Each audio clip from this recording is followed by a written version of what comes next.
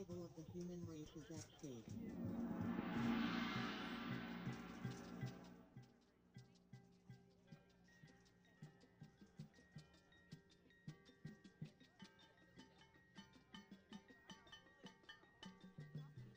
Happy Thanksgiving, everybody. This is Rich Scarpa along with Dennis Blau here for the traditional Vineland Millville Thanksgiving Day Classic.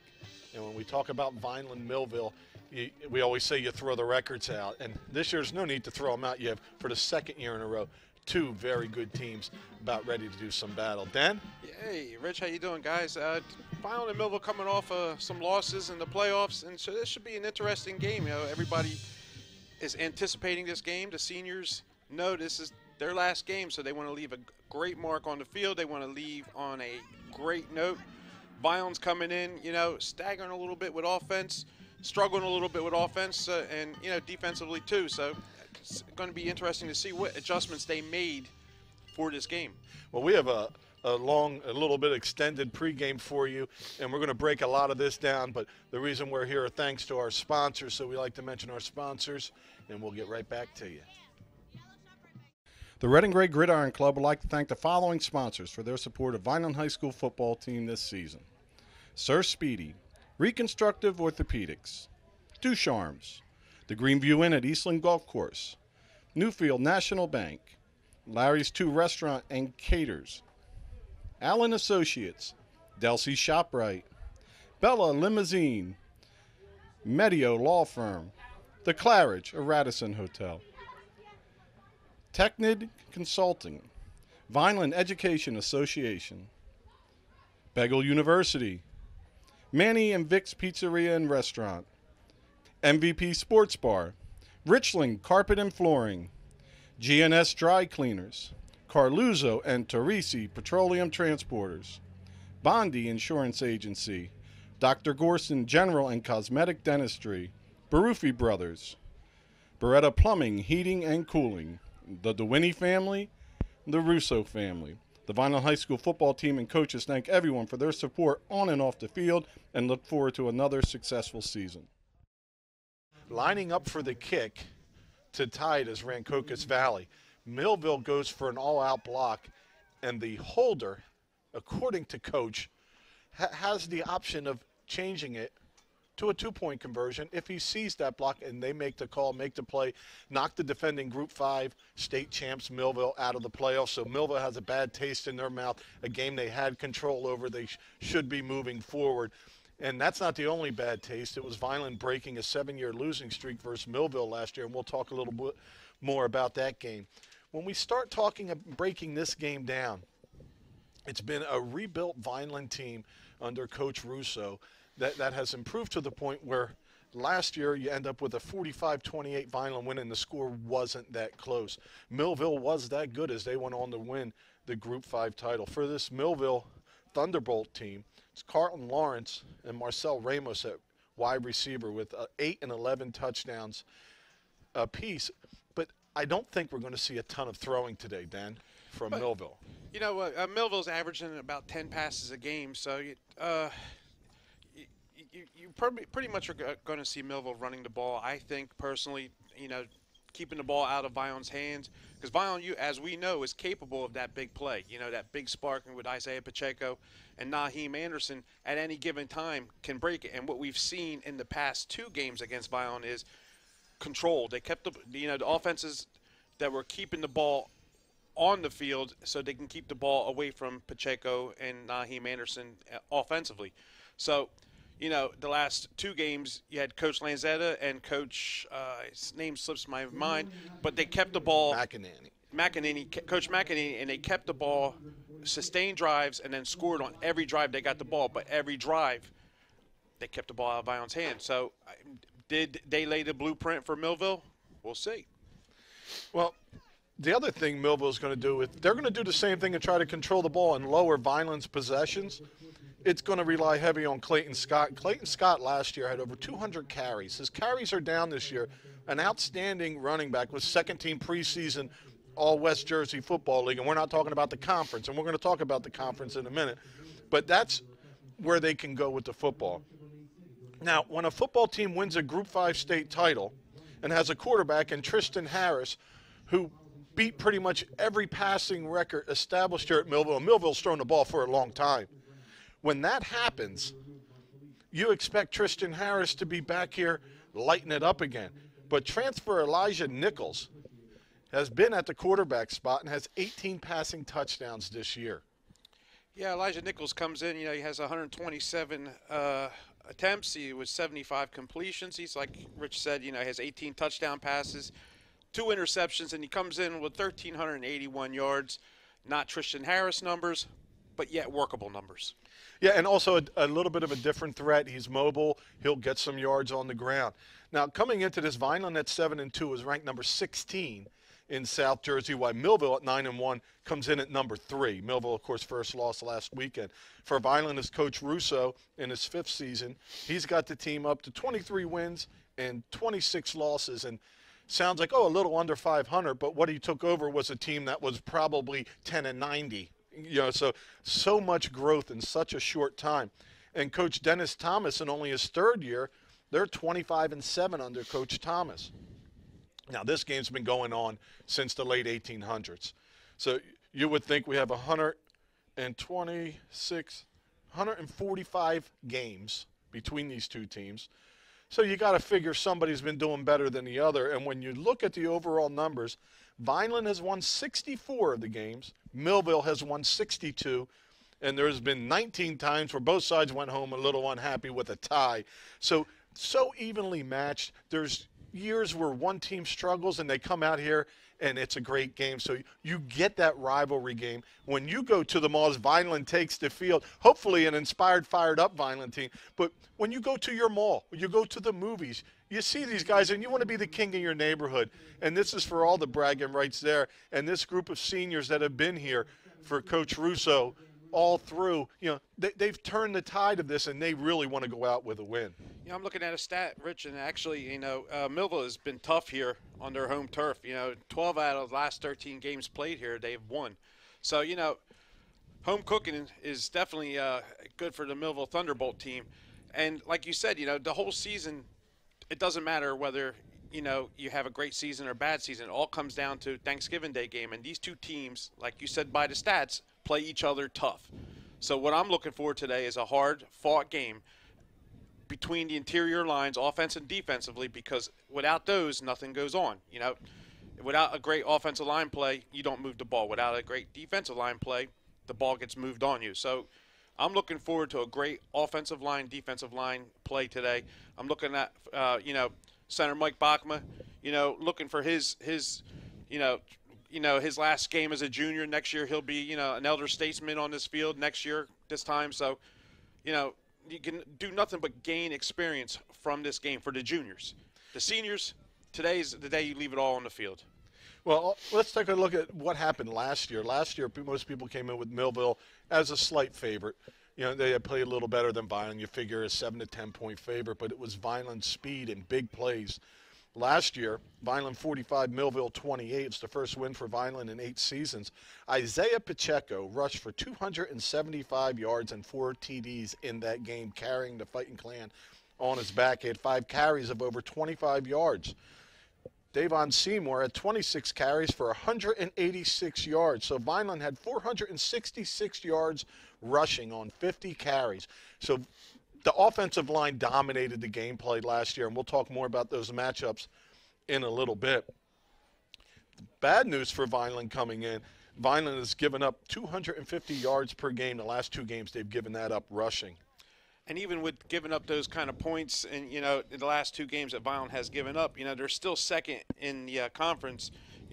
Cal scoring leaders with fewest points allowed per game at 11.6, just under St. Joe's 7.8.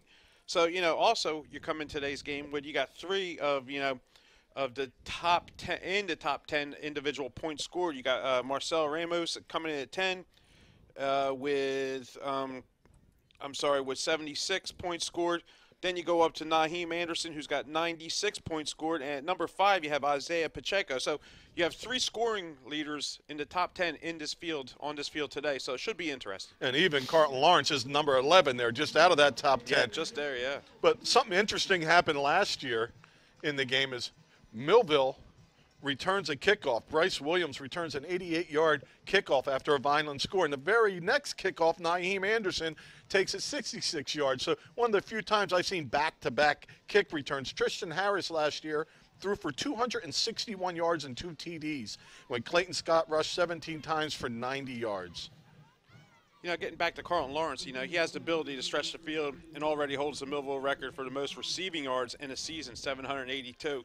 So, you know, don't be fooled. You know, Millville throws the ball, you know, only 10 times a game, but, you know, those 10 times, more than likely they're for completions. And, you know, Carlton Lawrence is definitely one of those guys. And going against Carlton Lawrence, you know, is going to be covering him is going to be Wanye Kent, you know, and Wanye just got to be has to be aware of, you know, Carlton Lawrence's abilities, you know, in the pass game. You know, we said that Millville is probably going to run the ball a lot, but, you know, that pass game is still going to be there. So, you know, for Wanye Kent, he's got to be on top of his game today too. So for Vineland, before the last 2 defeats, being shut out for the last 8 quarters, Vineland averaged 48.1 points a game and led the way in the old Cape. Now, 8 straight quarters without a point is the concerning issue here for Vineland. We're going to step aside for playing of our national anthem.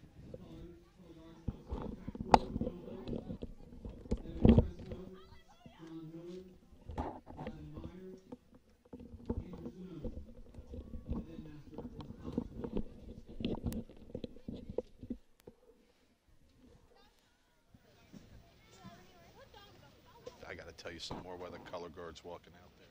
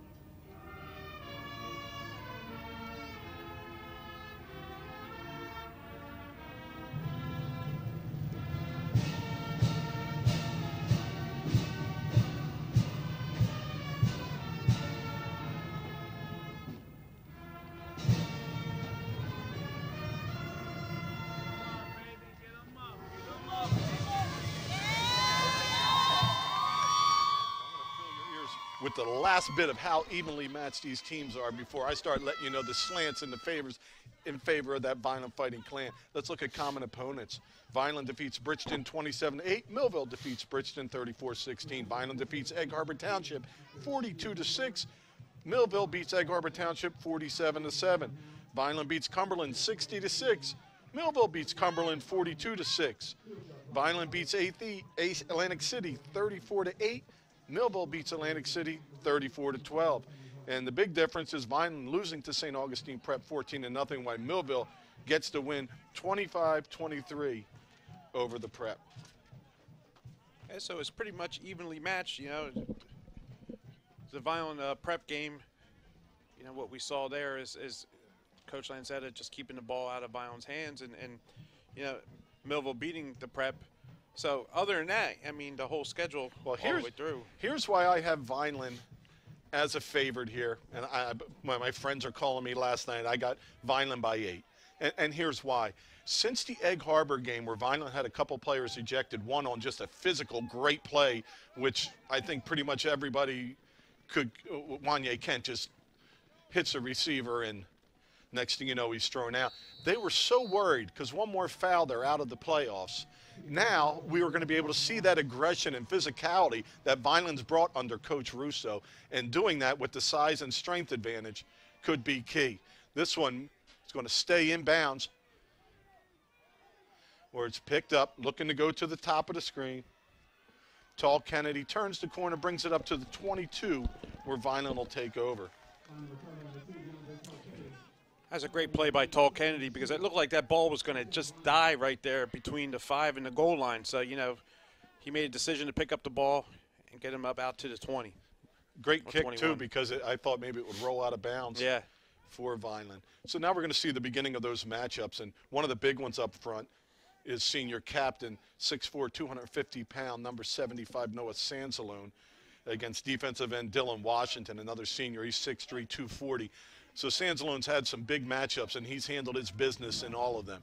And we'll break down the Vineland starters as we continue this drive with Pacheco in shotgun with Anderson right alongside.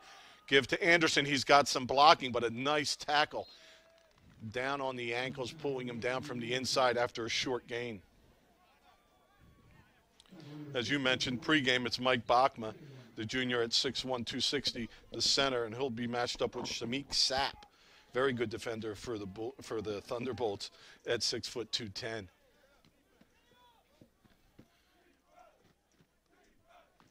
So gain of about 3 for Anderson.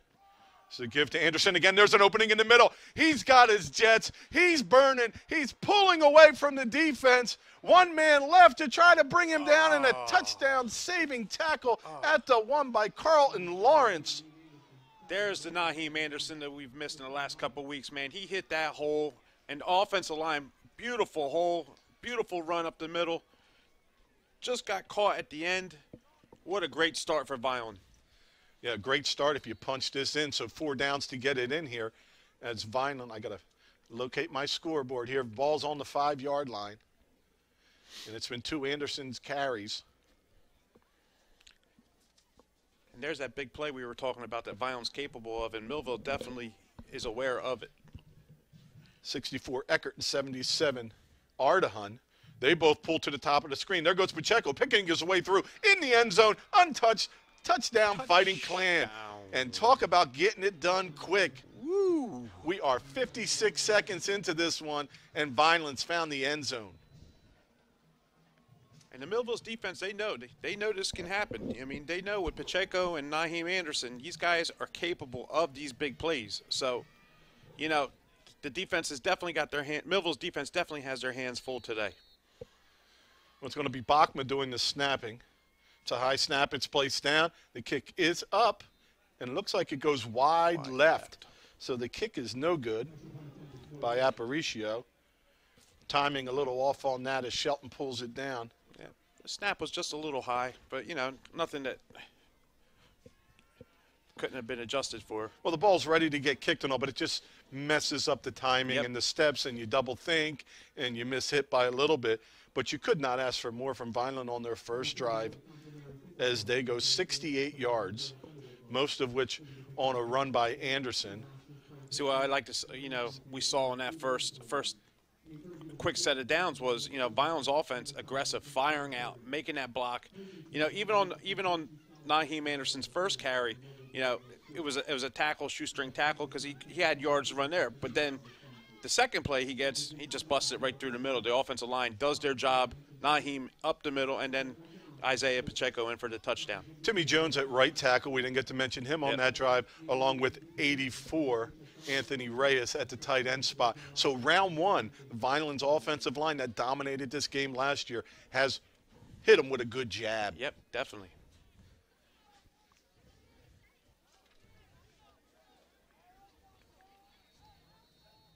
Now, Vineland's kickoff strategy all season has been squib kick, little high kick down to about the 20. And that's about what they're going to do here as it comes to the 21. There's a little seam in the middle, and that closes up as Brooks helps out on the stop there. along with Giovanni Figueroa, who actually makes the tackle with some help from Brooks.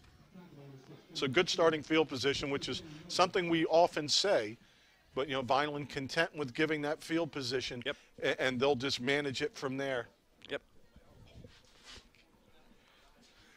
Thank you so much. As always at Millville, we are taken care of so well.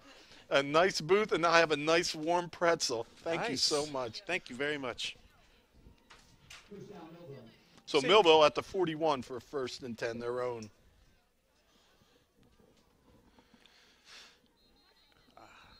And it looks like it's going to be offsides on Vineland. See, and with Vineland, you know, early in the season, you know, we saw how disciplined they were, and you know. Oh, excuse me, I have to sorry. cut you off.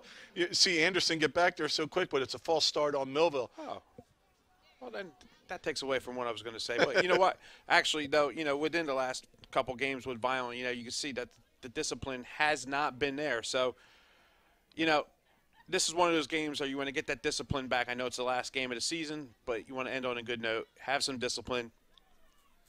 It wasn't offsides that really salted away one of the games. So Anderson shows blitz. It's a pump and go. There's coverage, but pulling away from the coverage and hitting to the 20, the 15, 10, 5, touchdown. And that's Elijah Nichols on the reception from Tristan Harris. Wow. You thought Vineland did it quick in 54 seconds. That was about 16 seconds for Millville to answer back. Looks like we're going to have one of them back and forth games, Rich. This is one of those games where if it continues like this, even if your team wins, if you play defense, you're not feeling good when you go home. Not. Coach Cliff Smith can't be happy with that. I mean, in Millville, like I said, you know, you think they're going to run the ball, and, you know, then they put Harris up back in quarterback, and they just let it ride. Well, Millville with a muddle huddle, they're going to go for 2 here as there isn't a block on the field to kick off of. So they spread the field, man-on-man coverage down low, see if they look to get the ball where Pacheco's in coverage, and they do, and Pacheco picks it and says, nope, we're going to go 6-6. So Millville got what they wanted, one-on-one coverage down there with the wide receiver, but Pacheco makes a play on the ball and picks that one off, so the conversion is no good. We're tied at 6s. So we're going to see how Vineland comes back and responds, you know, offensively. I mean, I think Vineland's just going to keep to what they do best, is running that ball down the throat, you know, of their opponent. If Millville's going to give them that, Vineland's going to take it all day, run that ball.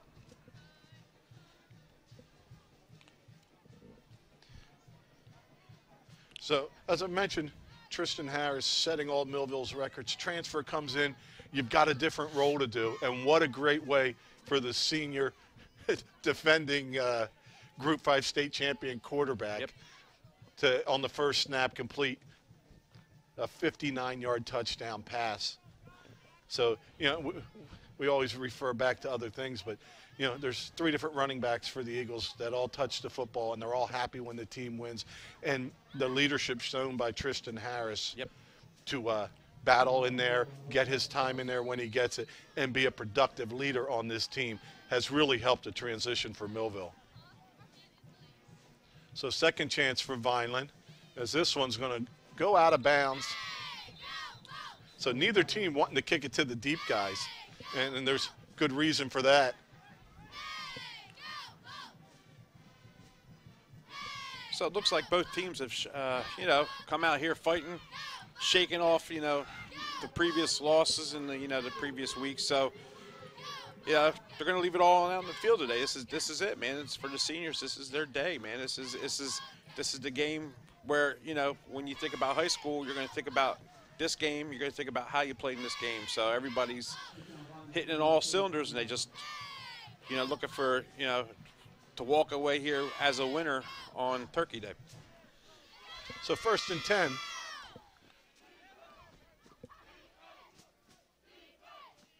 Pacheco with a long cadence. Millville doesn't jump on it. Tyreen Powell at the bottom of the screen. Millville saying they know what play's coming as they get up into the A-gaps, but missing the first tackle and twisting down after a gain of 3. When we talk about getting to the outside, let's talk about the matchups at wide receiver for Vineland's leading receiver, sophomore Tyreen Powell at 6'4", 184. And Wanye Kent, the senior at 6'1", 160. They're matched up with Marcel Ramos at 5'10", 170, and Kyle Yancey at 5'8", 160. So got to see if Yancey kind of stays away from Powell. And yes, sure enough, it's Ramos on Powell, number 2 at the bottom. There's another give right up the middle. And picking up about 2 or 3 more is Anderson. Millville wise to that run up in the middle now, just going to try to stuff it as much as possible. So I'd look for Violin to either try something outside this play or maybe even a pass. Well, they're going to try something special as sophomore quarterback, who appears to be the future at quarterback, Ryan Shelton, had a start in the Cumberland game. He checks into the backfield. Looks like he'll be at quarterback with Pacheco and Anderson alongside of him. Well, the thing is, Millville's stacking up that box, but Vineland's still averaging over 3 yards a carry in there as they have 3rd and 3. And there's a give to Anderson, who's got to break a tackle and not able to. Really nice job holding on to the ankle. So it's going to be 4th and 2 for the Fighting Clan. And looks like the punt team is coming in. So Millville's defense makes a stand. That's Naheem, you know, right there we talked about we've missed in the last couple of weeks. Naheem Anderson, you know, he fights, man. He just fights for every yard, every play. And, you know, like I said before, it takes a village to bring him down. I mean, he just keeps those legs pumping, and just unfortunately he just couldn't get the extra 2 yards he needed. Not only that, Naheem Anderson, a preseason All-West Jersey Football League tight end. Well, there's a beautiful high punt. End-over-end punt coming down at about the 25, but it takes a Millville hop. And why isn't that not our ball? That hit the Millville player in the leg? I don't know. It seemed like it did. I don't understand. It hit the Millville player in the leg, and you want to open the window and scream? Well, nobody else is screaming. Yeah, I don't understand it. Millville's like I think we may have gotten away with one there. I really don't understand what's happening here. I can remember trying to block people into the ball from when we punt the ball, try to block them in so it hits them, and we. Evidently, the refs didn't see it, Rich. Hit him right in the leg. So Tristan Harris is still in at quarterback. You've got Carton Lawrence down low. 2 backs behind him. There's a give over the side. Violent comes up and makes a stop with some nice hard running. Picking up some positive yards is Tex Thompson. It was Reyes down at the bottom of that stop. So here we thought Nichols was going to be the quarterback today, and yeah, they're throwing Harris back there. First play of the game, a deep pass to Nichols. So, you know, you're going to have a lot of intangibles in this game. Things are going to be mixed up. Going to see looks that you haven't seen all year. So with 8 minutes left in the first quarter, we'll definitely see if Violent's defense can come up with a big stop here. Harris to pass, floats it deep. Brooks in coverage, knocks it down. There's a flag because he kind of face guarded, didn't turn his back and find the ball, just played the receiver. You got to turn around on that. You see the speed by Ramos is Vineland in stride with him and always pulling away. It's 2 plays in a row he's pulled away. Yep.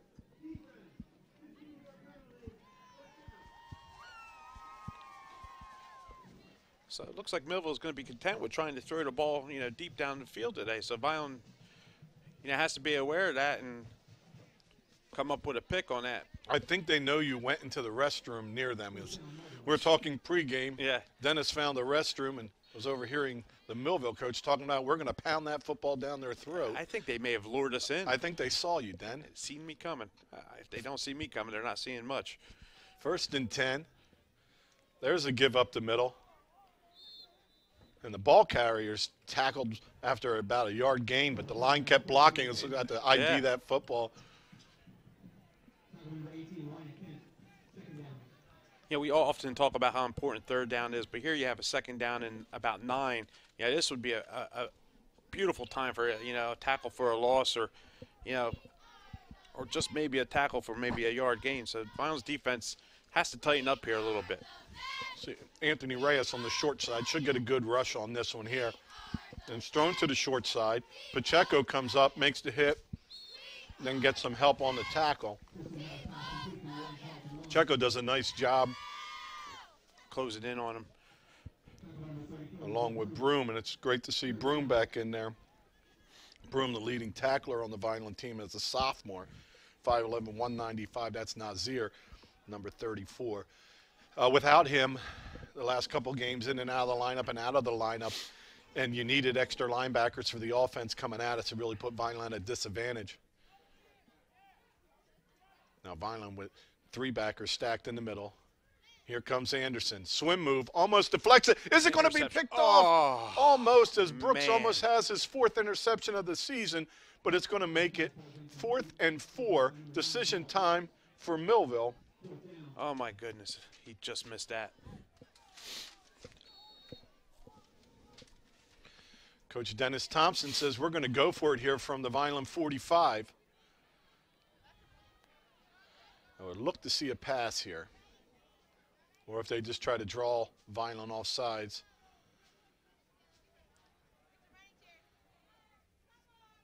I don't think they're going to snap it. No. And they do. Flags down. Timeout. See, Vineland. Oh, Yep. I was thinking Millville, and I'm like, I just don't like the passive play of coming out trying to draw somebody off. I mean, we watched it work and win a game Oh, yeah, for definitely. St. Augustine. They had a big shift. Nobody jumped. Coach called timeout. They went back out, did the same thing, and there was an offside. Yeah. So, but I just think if you're moving, I kind of like that. Get up there real quick and get it. Yep. You know, like, don't put so much onus on this play. Make it just another play for somebody to defend. Don't give all this time. But Vineland takes the timeout. We have 6:49 to go. We're tied up at 6s.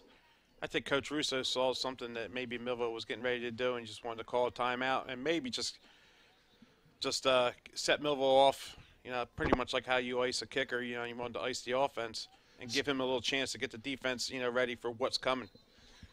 And sometimes when you call that timeout, coaches will rethink what they're doing. And I think if you're Vineland, you certainly love for them to punch you the football. Right.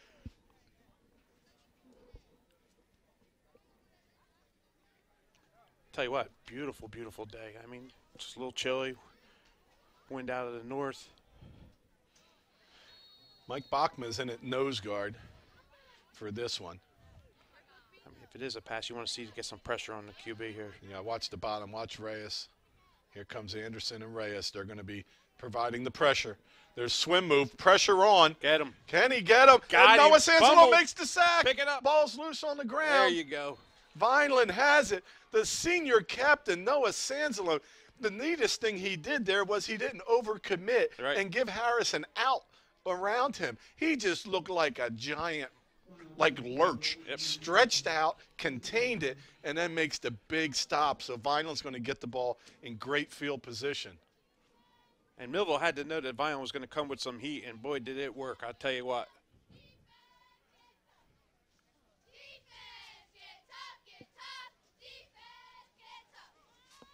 So Vineland with great field position at the Millville 43.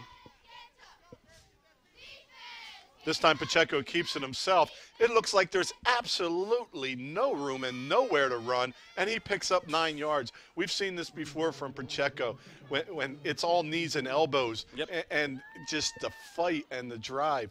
Now, Pacheco, as most of you know, a Rutgers commit. He's not going to Rutgers next year. He's going to Rutgers after the second marking period. He's going to get an early start up there. Of course, we wish him well and look forward to being able to watch him on Saturdays. He will be playing running back is the plan at Rutgers, which should be great to see as he is very elusive with the football. Just his second carry, and here comes his third.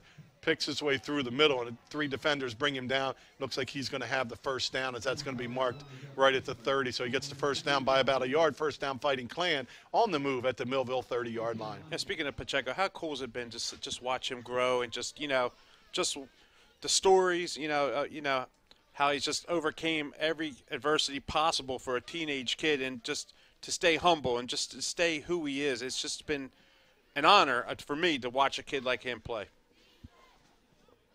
1st and 10, high snap. It's finally given, and then losing his footing. And we mentioned how beautiful the field looked, but that time the sod just went out from underneath Anderson. As that high snap delayed the play, but there was a big open area to run. You know what? Also, though, what you saw too is like even you know, it was a high snap, and you know the handoff to Naheem was kind of sloppy. You saw something like Millville's defense is really not. The defensive line's really not firing in. Like there was time, actually, it looked like for Isaiah and Naheem to have a little conversation to say hello to each other, then get the handoff. So, yeah, Coach Volpe, you might want to take a look at how that defensive line is really not throwing a little pressure on right now. To pass, under pressure finally, throwing it deep, and there's interference all over the field as every flag hits it. As Tyreen Powell, they had the matchup they wanted that time. As Powell with Yancey having about an 8-inch height advantage. Yeah, Yancey was all over him like a cheap suit from Bernie's Army and Navy. Well, I can remember when we played, they would tell you the number, which was always horrible, because when you came to the side after you held somebody, you go, no, it was Bernozzi did it. I didn't do it. But a pass interference penalty, that probably was a good one, because that ball was on target. Yep. And Powell just held up. You know, we talk about losing a really good senior group, but the underclassmen that have played and that are playing, our leading tackler is a sophomore, leading receiver is sophomore. Pacheco to Anderson. He tries to go to the top of the screen. Straight on, pushed out of bounds. Flag on the play. Looks like a little late hit going on, some after play stuff. And Millville's happy, so it looks like it could be on Vineland. Well, somebody else that's got to be happy this early is Coach Cefalalio, the offensive line coach. It was this offensive line 3 years ago that struggled. Last year became a dominant force, and this year has been totally outstanding, but hit a little skid the last couple games. Ha! Gotta love that. You know, you see everybody from Millville clapping and cheering, and all of a sudden, of course, you think, oh, it must be on Vineland, but no, it's a late hit out of bounds on Millville. Vineland will get a first down. Oh, Millville was right to be clapping. The foul is on the offense. So I thought that was a little strange to be jumping around and clapping for a penalty, and it was on you. So sure enough, it is on the Fighting Clan. They'll be moved back to the 25-yard line with 4:46 to go. An exciting first quarter of football. That's okay. And if you didn't get here early, you don't have a seat. The visitors' stands are packed. The field's ringed. People standing in the end zones. People watching for free from the north end zone. So second and long. Pacheco, quarterback draw. Gets to the top. He's got a lot of people to outrun. Nice Picks up block. a great block. An outstanding block in the end zone for the touchdown. What a block he caught on that. John Garcia makes a block. But first, Pacheco makes a couple miss. But Garcia with the block, and we have a holding call on Vineland. So that touchdown's coming back, but it doesn't take away the spectacular run by Pacheco and the great block by John Garcia. Little number 6. Garcia at 5'5", 148, sealed that whole run. Pacheco had to outrun and outmaneuver a couple people, and that block has taken Marcel Ramos, one of the leading receivers and defensive backs, out of the game as he's on the side, and he's not cramped up. He has a little abdominal pain. Yeah, it was tell you what, he hit that block perfect, too. I mean, it's a shame you're holding on that penalty. Well, you talk about communication between a quarterback and the receivers. There's also communication between blockers, and Garcia, I've said this for years, one of the smartest players out there. There's times this year where he catches a ball and can go an extra 15 yards, nose down in distance, steps out of bounds, stops the clock. When he runs his jet sweep, he runs it the right way. He doesn't get strung out to the edge. He cuts it up on the inside and just does everything great. And Garcia, the junior. So Vineland will lose some people up front. And when we talk about the future for Vineland, how about this? JV and freshman both defeat Millville. add the scores together, 98, that's right, a 9 and an 8, 98-0. Wow. 50-0 win by the JV, 48-0 by the freshmen. So, as we say, the pipeline's full. Yep. And we watched Shane Eckert transition to the one open spot on the varsity line this year, and he showed you that he was more than ready to be starting last year, and there's a lot of depth down there. So this thing should just keep rolling for Coach Russo and his staff. Yeah, like I said earlier in the season, it's Violin football is now, to talk about sport in Violin again, and especially it's coming from the feeder systems. Like, kids are interested about playing football again in the city of Violin. So, like you said, with those wins by the JV freshmen and JV teams, I mean, down below you have teams winning championships and playing in championships in the midget leagues too. So, it's only going to keep getting better for Violin.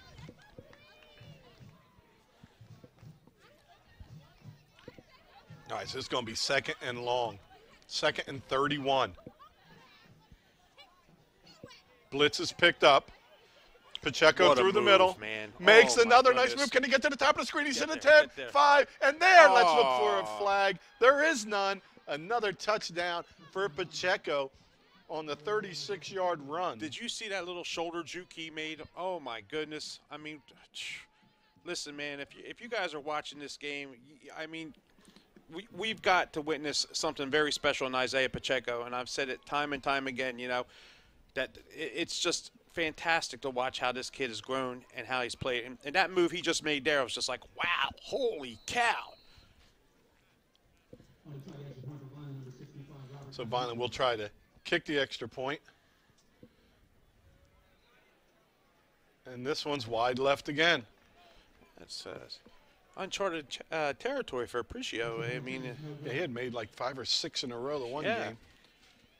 Oh, what's going on? Violin withstood 2 penalties, one bringing him out of the end zone, one pushing him back 15 yards. And just that easy. It's almost like if you blitz Pacheco and with a linebacker on the inside, now all he does is take a step, and now he has a whole lane to get to. Yep. And it really puts stress on your defense. The way St. Augustine Prep played Pacheco was give him 6 to 8 yards of carry. Yep. And as the players were saying after, put him in a bubble. Circle around him. Once the circle's secure, then we squeeze down. Don't go running in.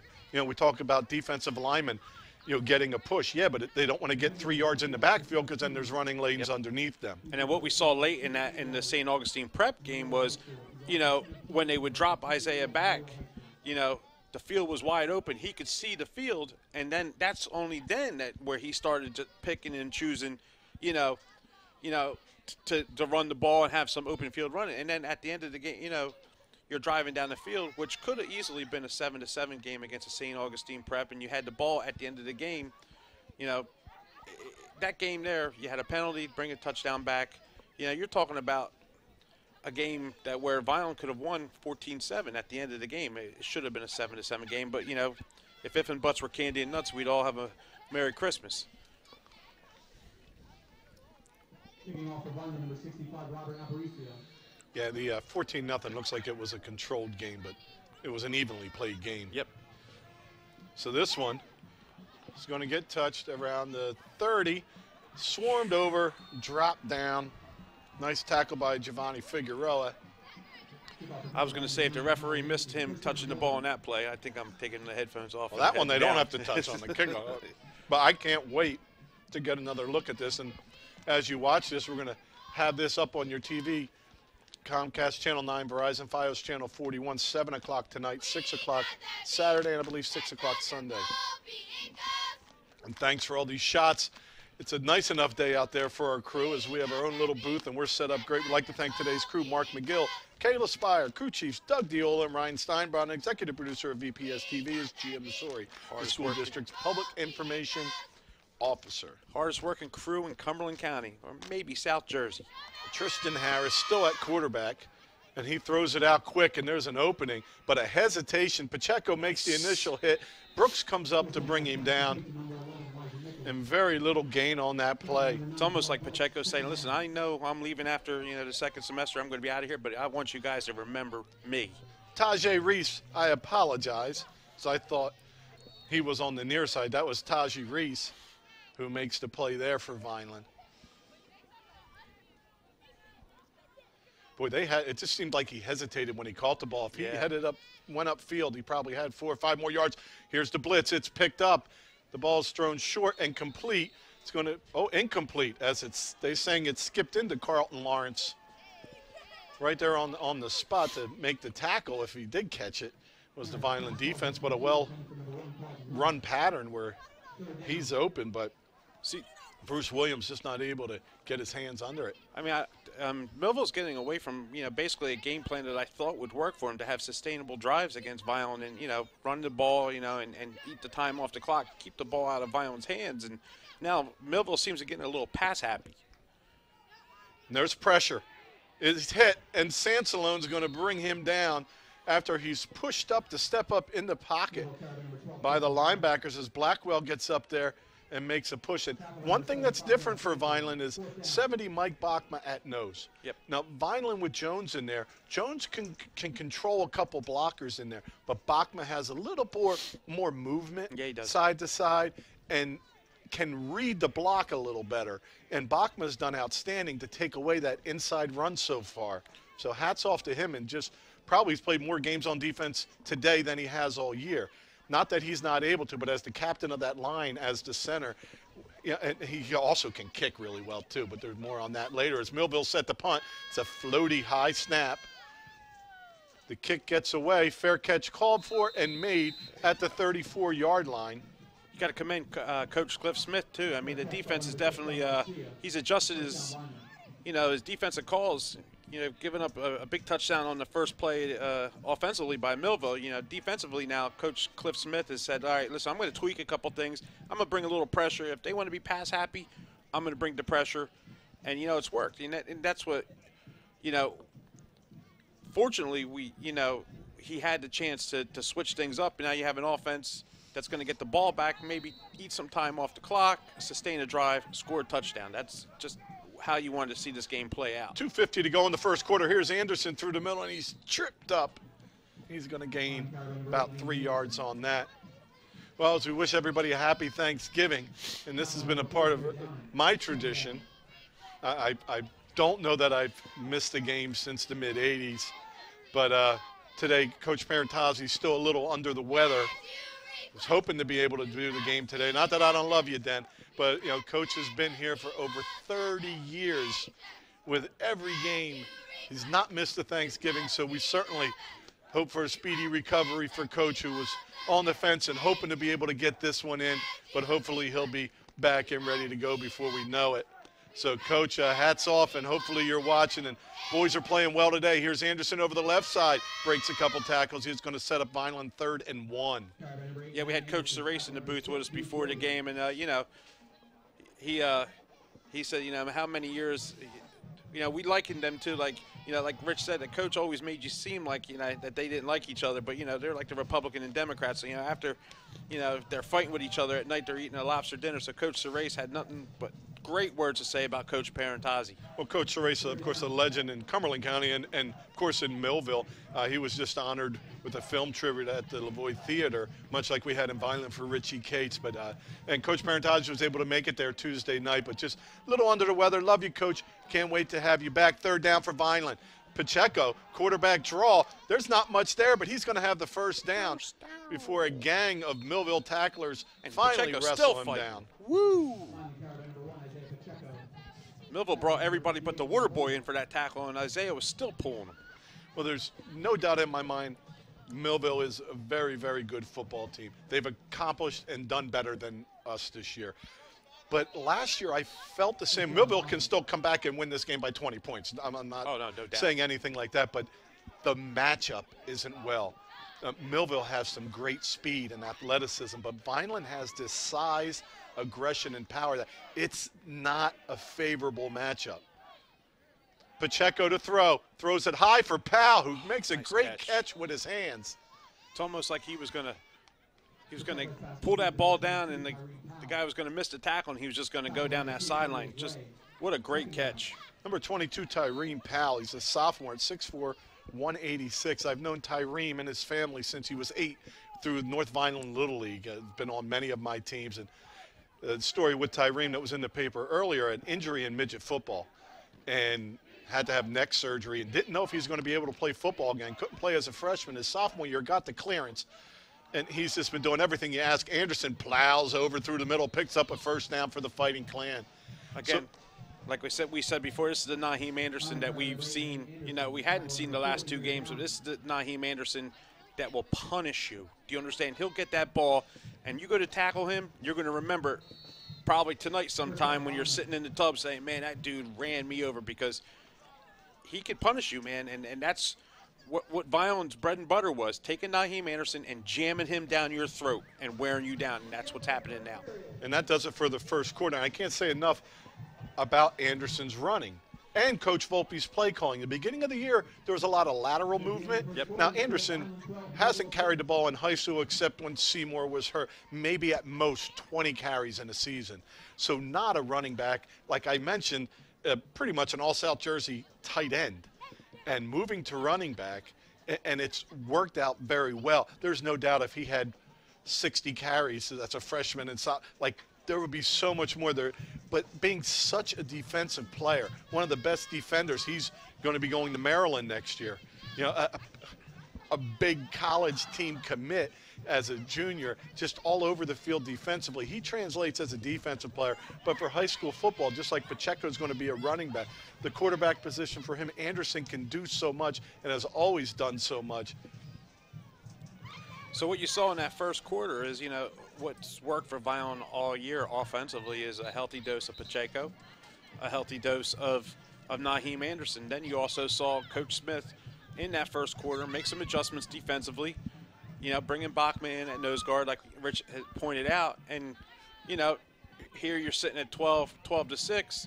You know, you had 2 missed extra points, you know, so it could have been 14-6. So, you know, Violent's doing what they want to do here. They want to have a sustainable drive. They want to keep the ball out of Millville's hands. And, you know, going into the second quarter, you know, you just want to keep that healthy dose of Naheem and Isaiah because it seems to be working. Violent, as you mentioned, moving the ball well. Here's Anderson. Gets a block and has scored it out, maybe a gain of 3 or 4. Yeah, a little late hit on the sideline there, you know. Come on, ref. You know, you took it easy. You know, it was easy for you to call when Violent was down by the end zone, you know, in the first quarter. Now you don't want to call it now. That's, you know, let's have some, you know, efficiency here. A gain of more than that looks like a gain of a little over 5. But well, and you talk about weapons for Vineland. Okay, it's been Naheem and Pacheco for the most part. You got Powell and Kent. Kent has taken over games at times, offensively, defensively, number 18 at the bottom of your screen. Pacheco takes it himself. There's not much there, but he grinds forward. On that previous play with Naheem Anderson, you know, as he's actually running right towards us, you see, you know, he's not looking for that out of bounds. He's looking for, put his head down and run somebody over and get that extra yard. And that's the thing that, you know, what makes Naheem Anderson Naheem Anderson. He, like I said, if you want to tackle him, he's going to punish you. You're going to remember him next play. And probably in the fourth quarter, you're going to be like, this guy is still running over me and now running by me. Breon Cobbs, Leon Scholar, fullbacks, knees and elbows were all you got to see to hit, and that's kind of how Anderson does it. Anderson through the middle, spin move, twist and turns. It looks like he's going to have the first down from this far side mark, or it's going to be really close. Now, Vineland offense, you're shut out 8 quarters in a row. You come out and you score 56 seconds into the ball game. You put up another score, and you're marching for your 3rd score now, just a minute into the second quarter. You know, this is what we thought. You know, right. It was more or less the defense giving up some stuff that put pressure on the offense to get its rhythm. Players a little tentative, figuring out what's happening. They are attacking, and this offensive line that has been a dominant force for Vineland the last 2 seasons is totally controlling that line of scrimmage. And that's a first down Fighting Clan. First down, Vineland. Timmy Jones at right tackle, Shane Eckert, right guard, Bachma at center. Lawton Ardahan, number 77, at left guard, 75. Noah Sansalone at left tackle, and 84, Anthony Reyes at the tight end. They have been dominant up front. Anderson through the middle. Gain of a couple. Almost like Vineland's now doing a little ball control. Yep. They've seen people keep the ball out of other people's hands. Yeah. And you know what? If we're getting 2 or 3 a pop, we're going to keep hitting it. So coming into the game, Vineland's averaging over 8 yards a carry on the season. It's almost like you're sitting here waiting for like Coach Volpe to open this up. You know, it's like he's lulling you to sleep with the run in the middle. It's almost like it's a matter of time where he's going to drop Pacheco back, either find somebody open, you know, down the sideline or in the middle, or let Isaiah just rip and go. I was going to call that. Garcia has to make somebody miss and doesn't, as that line just gave way. I was literally saying don't go Garcia on a jet, and I should have said it out loud. But a loss on the play, setting up 3rd and long for Vineland. So maybe now you set Isaiah back in the, you know, drop back and then look the field open up and then let him go or pass it.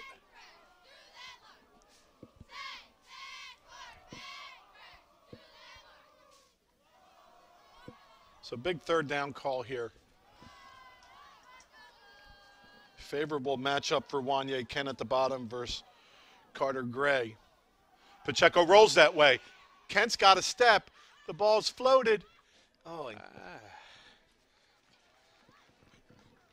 Kent just needed to keep it moving up the field as he had the step, and the wind may have held that ball up or actually pushed the ball further with the wind going from left to right. Good no call by the ref, you know, because he realized they were both trying to get to that ball. I mean, there were definitely some hands on each other, but. So 4th down, Vineland in 2-down territory here with the ball on the Millville 31. Listen, we've seen this Violent offense score on a touchdown against Atlantic City on a 4th and 27. So, you know, nothing is like you'd love to see them get the first down. But, again, you know, the Violent's a big play team. They're capable of scoring a touchdown on 4th and 13. I'd like to go to Powell here, although we got Reyes at the bottom in a favorable matchup with Carter Gray. And there's the ball thrown for Kent.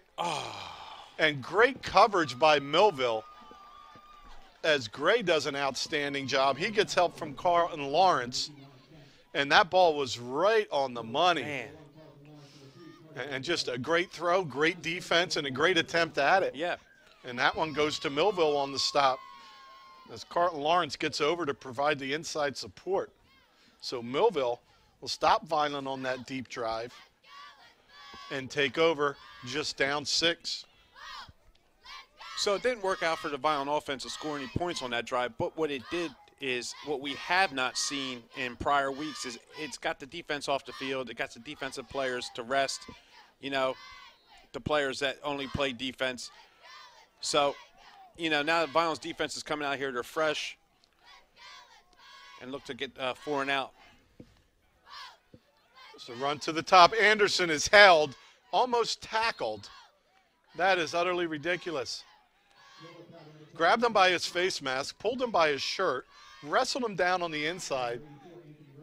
Yeah, that may be the worst non-call I've seen all year. I don't know if you happen to spy it in there. Oh, no, I saw it. I'm just trying to be forever the diplomat, but, you know, that's not usually the role I play. But time number 2, I'm going to say it, egregious. There we are. There it is. To the top of the screen. The line of scrimmage has been reestablished by that defensive front, and that's going to be a loss of about a yard or 2. Nice job by that left side of the defense. We also have Tyreen Powell in now at safety. He's only played about a handful of plays defensively, and that started in Atlantic City with an interception, returning it to midfield and a pass defended in the end zone previous to that. And he's just playing deep center field here. Boy, I'd love to see a pick here. So 3rd and long, 3rd and 7. Pass out. What an outstanding job. That's Brooks. Way to ride him out of bounds.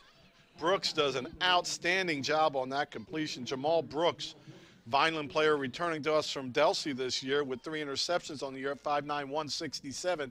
He plays that perfectly. And a lot of times during the year, that quick swing pass out there to Lawrence this time, but to Ramos other times, one guy misses and you're off to the races. And Brooks, an outstanding drive-stopping play.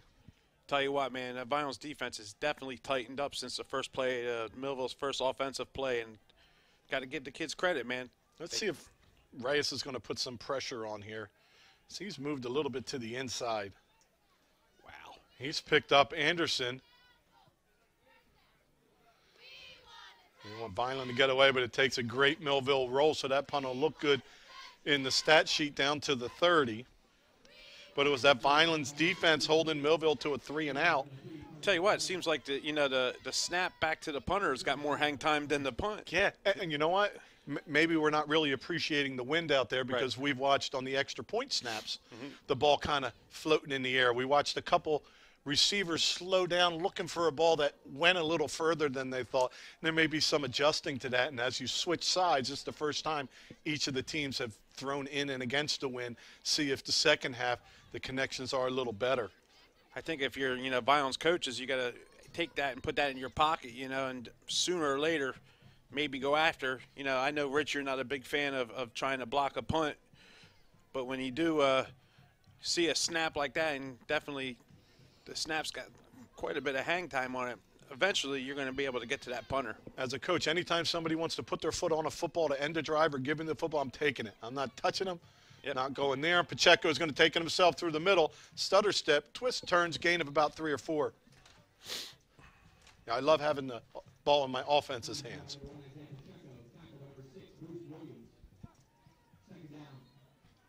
Boy, big drive here for Vineland. You get in the end zone, you make it a 2-possession game. It gives you a little room to breathe. It doesn't stop your intensity, but one mistake and you could be losing because this is definitely no extra points. One of them games where if you have a chance to put your foot down on them, you got to. Anderson through the middle, picks up about 2.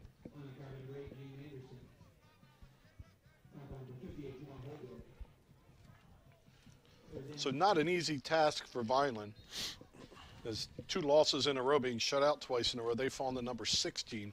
Millville, with their first loss of the season, falls to number 3. So Vineland, after not scoring in 8 quarters, holds the lead over the number 3 team in South Jersey, and they're looking for more. As that game was bigger than I thought. Pacheco now is going to look. He's going to float it. What a nice beautiful pass. Catch, and what a pass as Anthony Reyes comes down with it. Pacheco, I thought he was looking deep for Kent, floats it over the defender's head, kind of like playing keep away from a smaller child. It's, you know what? At first, when he put that ball up there, I was like, maybe he got a little bit too much air underneath of it. But the touch, and for him to throw the ball like that on the run, like I said, man, we're seeing something special here. Well, next year we're going to talk a lot more about Anthony Reyes, the junior. Started as a freshman inside linebacker, moved to defensive line. This year goes to tight end and D line. And Pacheco to throw again. This time there is pressure on him, and he's going to throw it away, and he's hit late. Yeah. Millville coaches want intentional grounding, Coach. And, of course they're going to get the call on that. Ron Roberts comes up and throws he's the back judge that says there was no receiver, sprints up. Finally gets an intentional grounding. So that kind of acts like a sack. A little late hit on Pacheco there. I mean, listen, I may be biased, but, there's actually been 2 or 3 calls that this refereeing team has definitely blown. I mean, it's like almost they got clouded by trying to make a decision if it was, a penalty on the pass play, but they're take your eyes off. Yeah, they took their eyes off of the quarterback getting hit late. So I'm putting the ball in the air a little bit here. Now they may need to, as it's going to be 2nd and 24.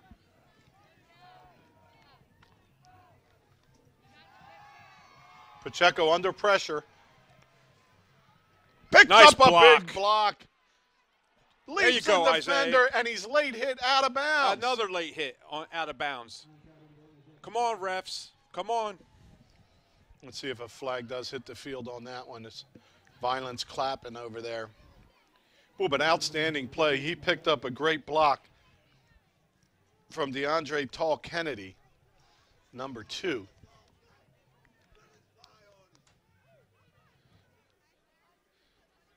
So see what the officials, I think they're just spotting the ball in there. Why are they going that way? Oh, you're not allowed to jump over somebody tackling you. But I guess you're allowed to nail the guy when he's, about a yard out of bounds, too. So, the refereeing crew is definitely not having a good game here today.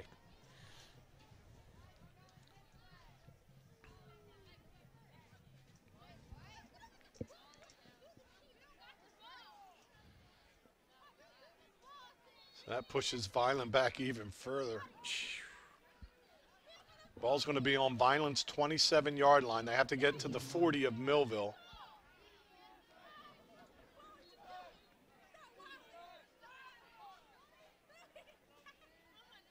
Let's see, now their referees are getting back together. As the emotion and hostility on the field hasn't risen. There's hard hitting, Right. sometimes a little, but there's no chirping or aggression. But the officials seem to have lost control somehow on this, and they're moving it back to first down. They had it at second down.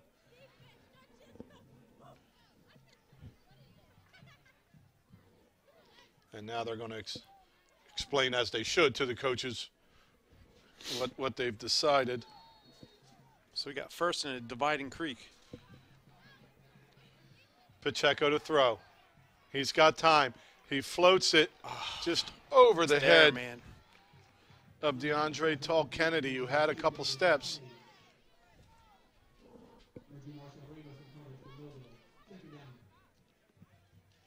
Boy, DeAndre Tall Kennedy, he's a junior, another Violent player, came back from St. Joe's to join the Fighting Clan, and you'll see a lot of him next year. He could end up being your feature back, and definitely a starter on defense and be able to do a lot of things for you.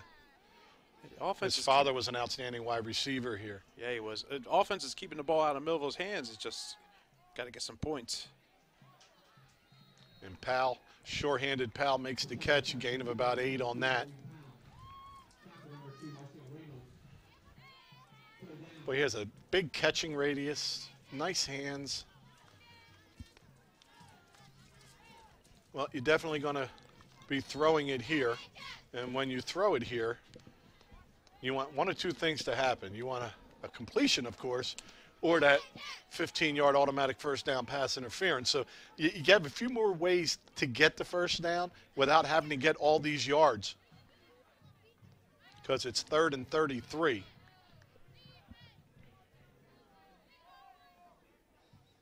And they're not going to get this play off. Violent's going to need to call timeout, and they do. It's a big 3rd down call. Violent takes the timeout to think it over. Coach Russo heading out to the referee, saying the time had not started. So with the timeout, they'll sort that out. But this Violent defense on Millville's left drive holds them to 3 and out. Violent starts to move the ball, and then it's just been penalties.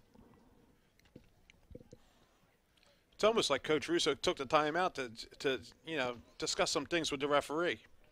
Well, the back judge was counting. They were down to 5 seconds to get that in. I don't think they liked how there was the confusion making the ball ready for play. Right. And I think you're absolutely right. That's what Coach is talking about.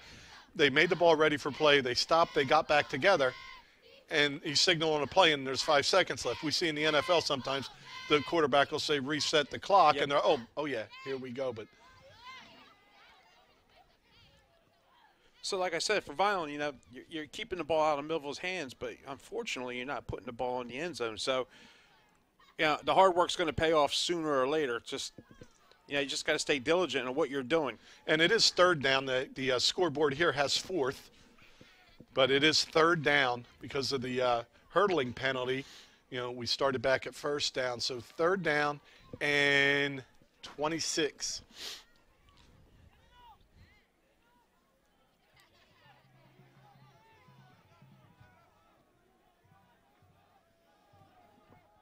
All right, Vineland with Reyes to the bottom. Kent inside of him. Not much protection up front, just alignment. Pacheco's going to take it himself, make a spin move, and come down to about the 44-yard line with 5:08 to go. Vineland will send the punt team in. So when I track these drives, what do a 9 and out? It was like 9 plays, but goes down as that 3 and out.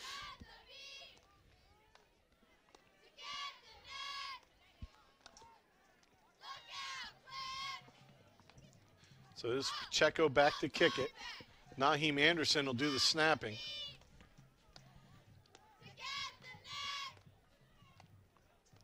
Looks like Vineland could use one guy on the other side. Nice Line punt. drive kick's going to get over the head. A beautiful punt. Gets over the head of Lawrence, who picks it up. The ball's loose on the ground, but Millville falls on top of it. Great heads-up play by Millville as that ball sat there and was ripe for the picking. And it looks like number 4, Jemmer Downing, recovers that for Millville.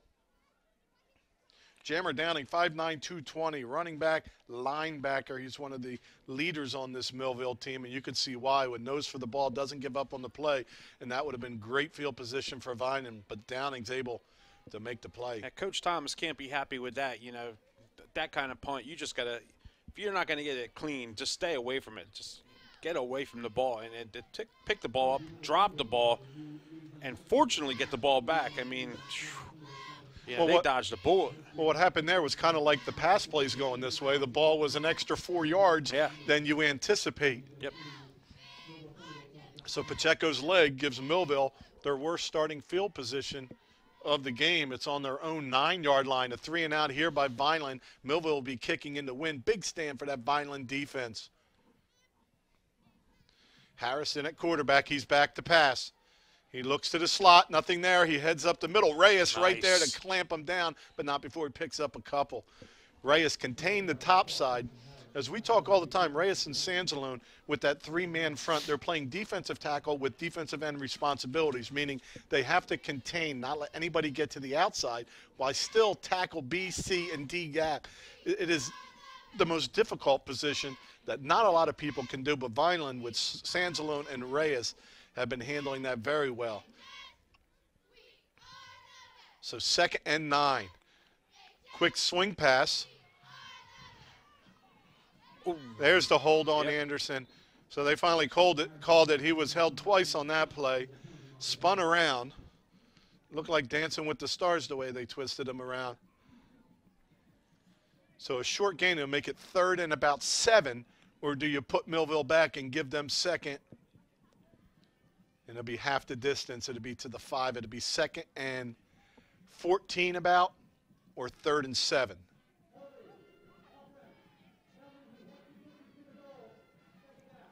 So Vineland will take the penalty and push Millville further back. 3:40 on the clock.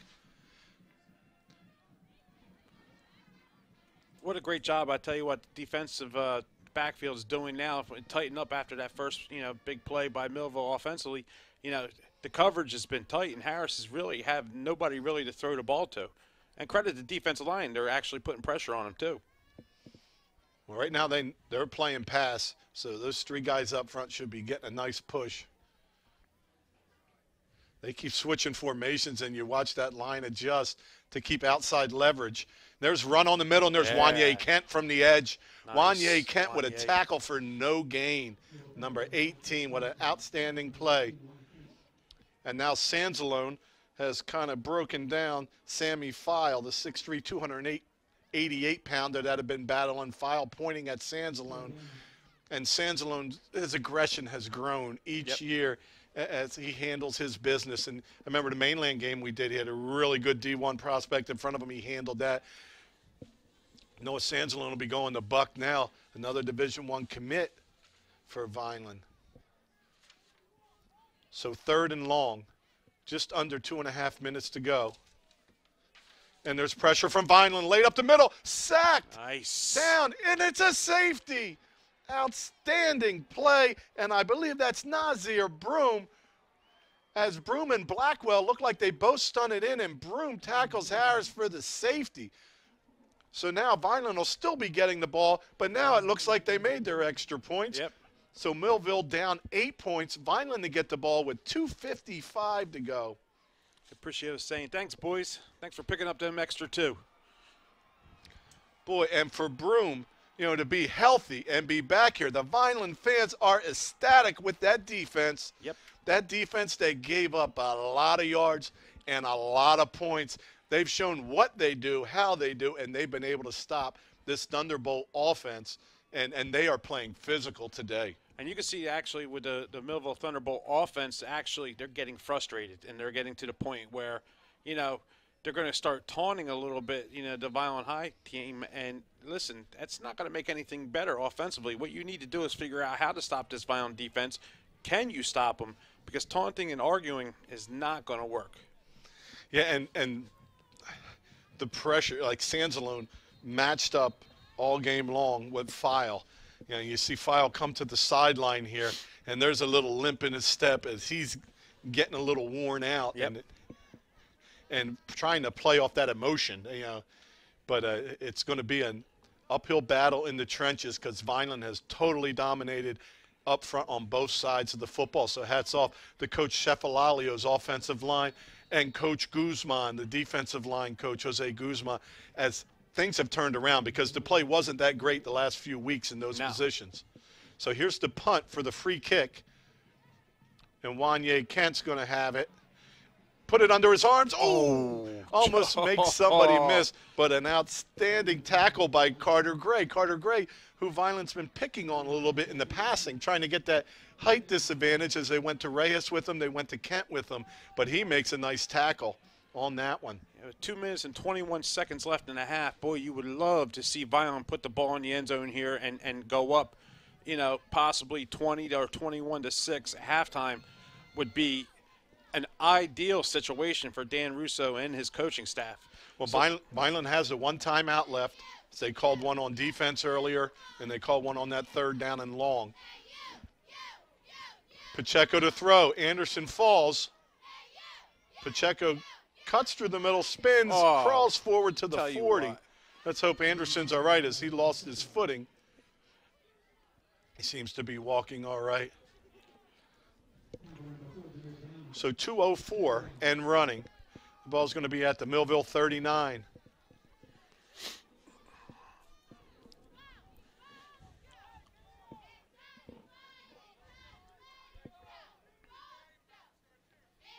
Vineland's running the old 45-41 as they signal their numbers in there.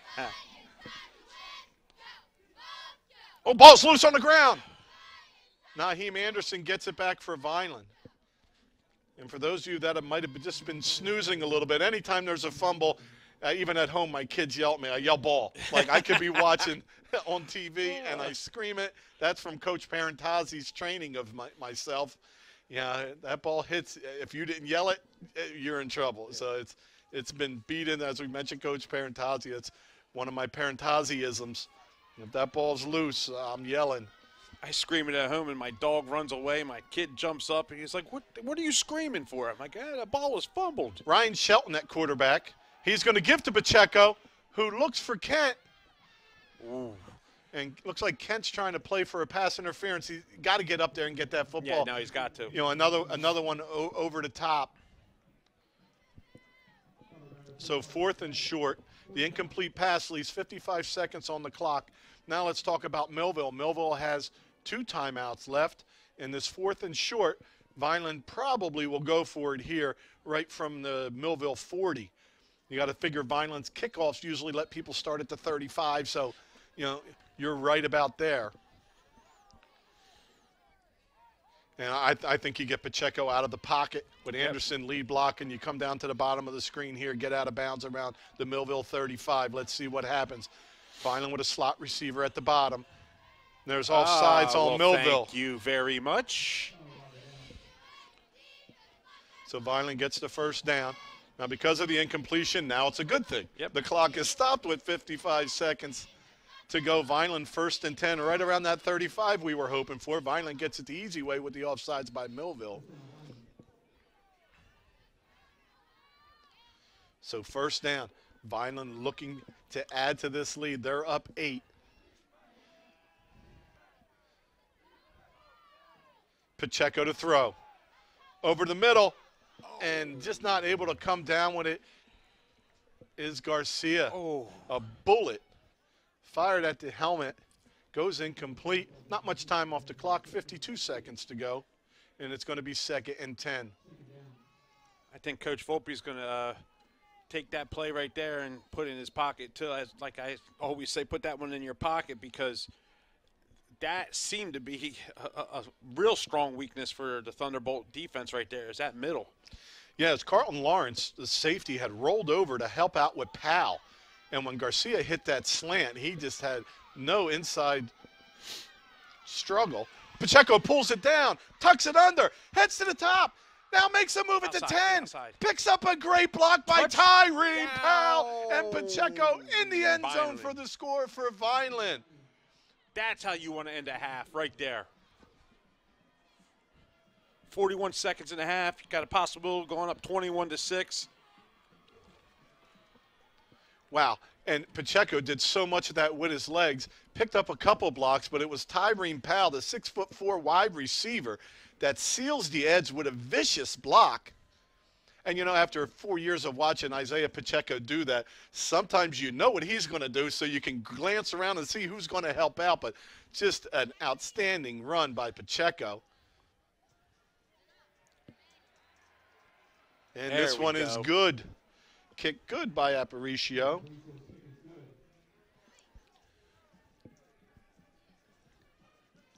So Vineland 21, Millville 6, 41 seconds to go. Millville with 2 timeouts. Be interesting to see how aggressive Millville wants to get with this, as Coach Dennis Thomas is a very, very aggressive coach. Team likes to roll and put up points. You'd love to play for him because it's us versus the world. Yep. And the kids rally around him. They put up points. And when they're beating you by 30, they need to beat you by 40. If they're up 40, they want 45. Yeah, and I would love to play for a coach like that. Don't get me wrong, but it's kind of like Lenny Dykstra in baseball. When he played for the Mets, you hated him. Right. When he was on your team, you love him. So he may want to try to get something here. And I would look for Tristan Harris to give off to Nichols. Yep. And Nichols to throw. You know, look for a little gadget play. Look for Vineland to sit as Tyree Powell in at safety at 6'4", dropping back quite a ways. Play a little soft up front, or maybe even pull out your nose guard and add an extra D-back and make that D-back a deep back D-back. Because I think Coach Thomas also knows if he tries to do something tricky or try to do something deep, with Pacheco back there, anything is possible. So the worst case scenarios would try something like that, and then Vineland gets the ball and scores and goes up 28-6 maybe. So Squib kick. It's going to roll down to the 25 and hit and spun and dropped.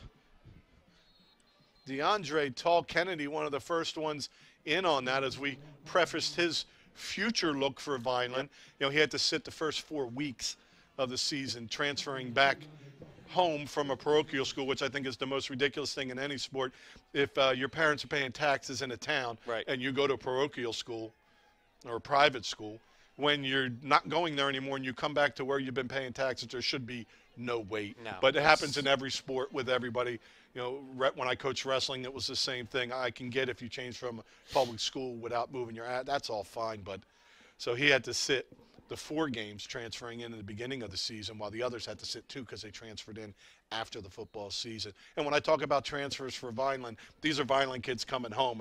We still haven't collected anybody else's kids yet, but hopefully as this continues, this will be a place to play football. 1st and 10. Tristan Harris just going to give a little run, and Blackwell and Broome, the B&B team, clean that up.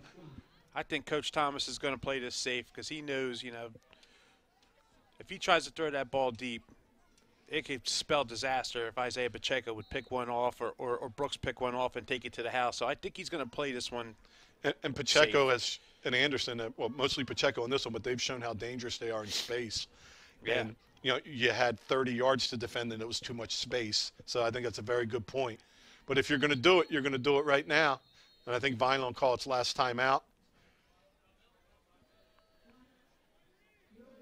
So Millville takes a timeout. Saw Coach Russo coming on. So just a second to go. 21-6 Vineland. No, I think you're seeing, and what we've seen so far in this game is that the offensive line and defensive line for Vineland has weared down, you know, the offensive line and defensive line for Millville. And you can see the frustration setting in. You know, Millville comes out, scores on a big play, you know, first offensive set of downs, and, you know, they had that swagger, that cockiness. But, you know, Coach Smith makes some adjustments. You know, you bring in some different players. You bring in Bachman, put him in nose guard. And you can see how the individual matchups are starting to wear down Millville's offense and defensive line. And the frustration is definitely setting in, and Vineland is playing pretty much a flawless game right now. I will, instead of jumping on that comment now, I'm going to wait for this last play, because as I run that down, when you're mentioning, I'm looking exactly at these possessions, and I think you're telling a story that we're looking at the scoreboard, but when you take this first play out of the game for Millville, right, it feels a lot different than the score looked. So 2nd and 8. Tristan Harris with 3 receivers to the bottom. He's going to try to throw it as far as he can, and it's floated up and out of bounds with the pressure from Anthony Reyes. That'll do it for a first half. That has Vineland up 21-6. Now, Dennis, back to what you're saying. Vineland gets the ball. Pacheco caps it off with a 5-yard run, but it was Anderson had a 60-yard run to set Vineland up first and goal at the 5. Vineland up 6-0. Millville gets the ball. Boom, 59-yard pass play. Harris to Nichols, and the 2-point conversion, no good. It was intercepted by Pacheco. So we're knotted up at 6. Vineland gets it 3 and out. Millville gets it. On 4th down, they go for it, and Sansalone gets a big sack, a loss of about 12, setting Vineland up at the Millville 43. Well, a couple plays later, a 36-yard run by Pacheco puts Vineland up 12-6 after the kick was no good.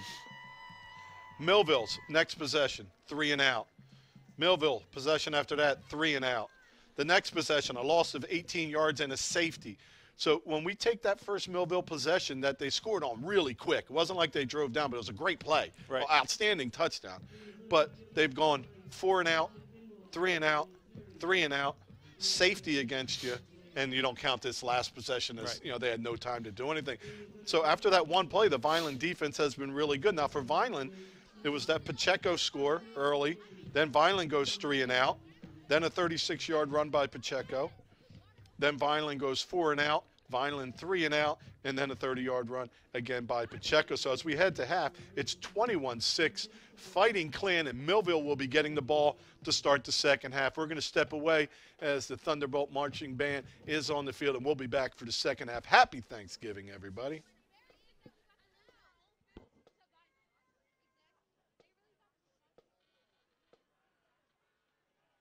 The Red and Gray Gridiron Club would like to thank the following sponsors for their support of Vineland High School football team this season.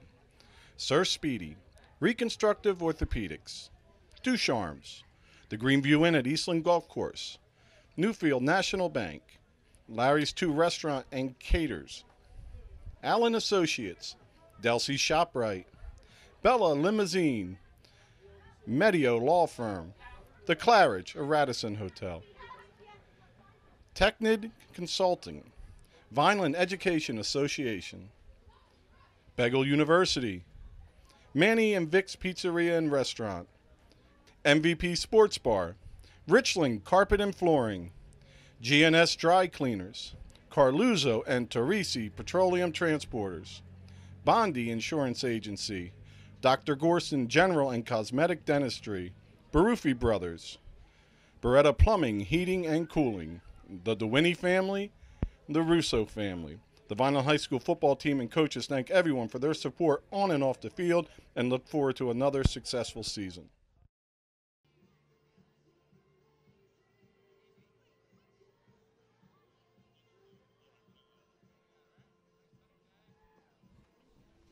Time for second half football. First half, A lot of things going well for Vineland, negative drive here and there, but it's been up front, and I just got done talking about it somewhere else at halftime. It's up front. It's that front offensive line and defensive line that are handling their business. You know, Vineland has the cushion now with the 21-6 lead, and Millville will be getting the football, but that Vineland defense, you know, has been what we've expected it to be. And as we mentioned a little before the game, it's kind of the mismatch that we're talking about. And that doesn't mean Vineland playing all Millville's teams beats everybody they play. Not at all. But, you know, I've been a wrestler and wrestling coach forever. And sometimes I can beat these 5 guys, but this guy has my number. Even though comparatively it's one thing. And I think that weight room, and I am not the biggest weight room fan. I never could buy in 100%. But take Isaiah Pacheco when he comes up at about 165 pounds, put him up to about 190 now. All the players, every year, like Timmy Jones up there, every year there's an extra 10, 15 pounds of strength and muscle on them. And these aren't just kids that are 5'11", 190 pounds.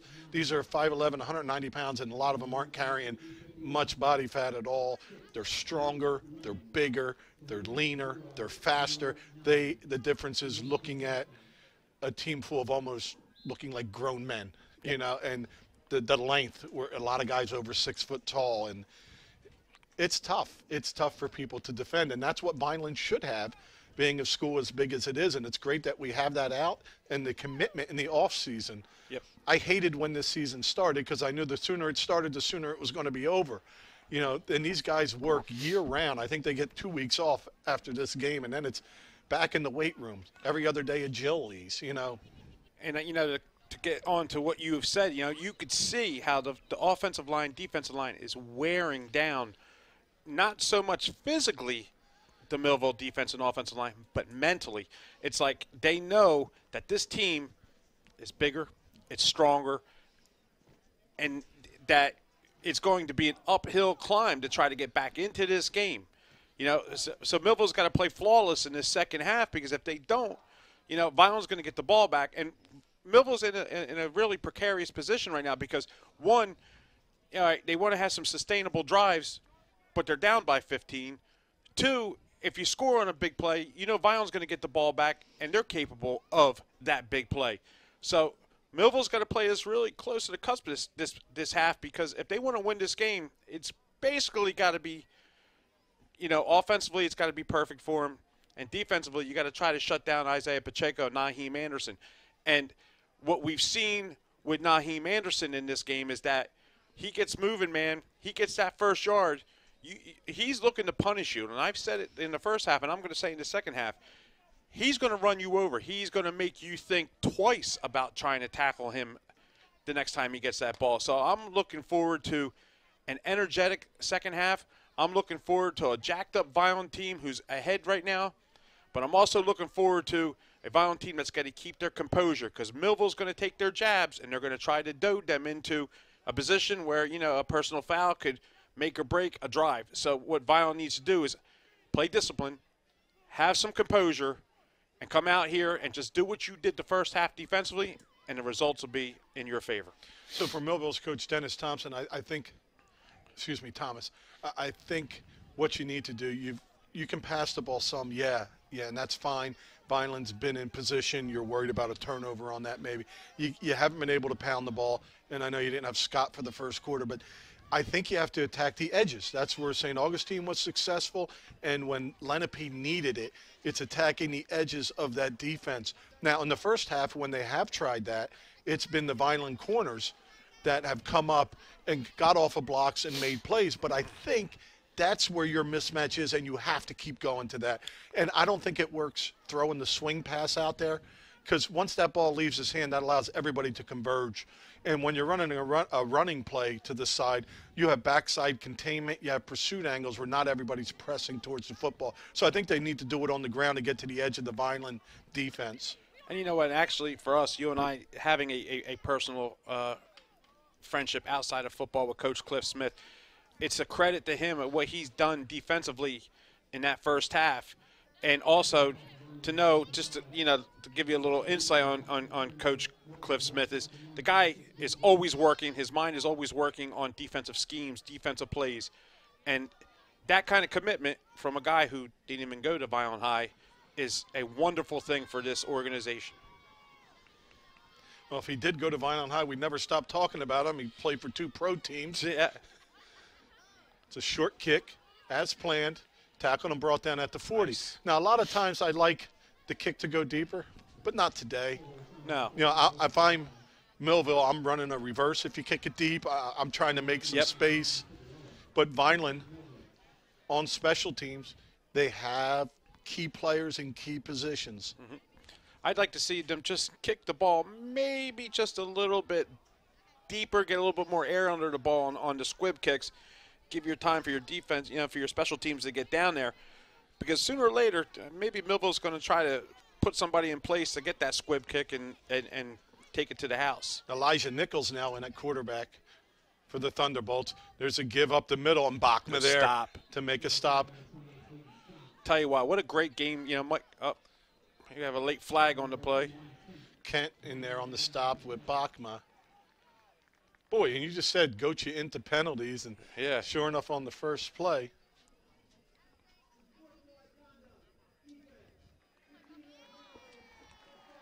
See, I didn't see what the unsportsmanlike penalty could have been on that play. I mean, it looked like pretty much a cut and dry, a little bit of pushing after the play, nothing to warrant a flag.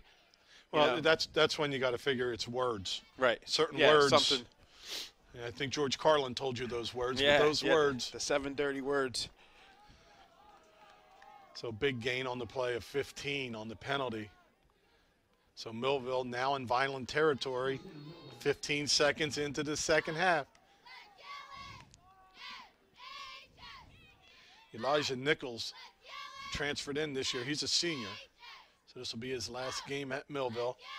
And they run the same play, and Naheem Anderson makes the first hit, but he gets through, and then there's Bachma again. And if we can get Ken in there on the pile, too, it'll be like a replay of that first one. Sansalone gets up, and Blackwell, he's in there, too, along with Broom. Boy, Reese has had a solid game. And we talk about the edge defenders where they need to attack, and that's where Reese and Kent have been doing an outstanding job. So 2nd and 10. Nichols to throw. He floats it up. And the Millville crowd is not happy on that play. Well, we have about 700 officials that wanted a holding penalty. I will say this, that was about as close, as much as you can do without getting a flag. Yeah, I mean, the refs are letting them play, So 3rd and 10. Big third down here as Vineland can make a stop. It's floated quick and a nice tackle as Isaiah Pacheco in great coverage. Going to give Coach Chalmers something to think about as the ball's going to be right on the Vineland 39-yard line, and it's going to be 4th and about 4. And Millville will be going for it. So make sure we don't jump off sides here. Stay on sides, boys. Even get a late rush if you need to.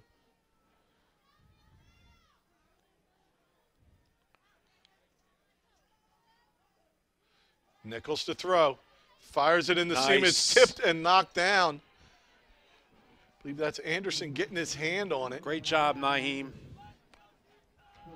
Great job, defense. So Vineland takes over on downs.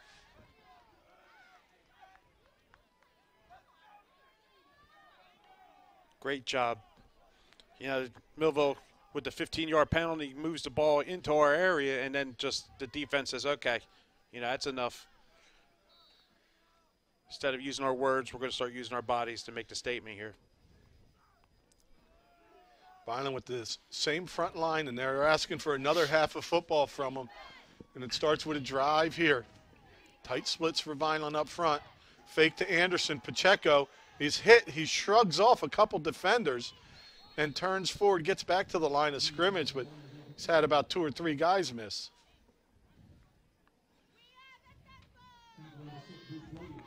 Shouldn't say miss. He fought through Yeah. 2 or 3. So that play, Millville's defensive line gets a little pressure with some help from the linebackers. As Anderson and Pacheco, the duo, have been at it for Vineland football the last 4 years in key positions. Anderson in the middle, and this one's hit and stopped.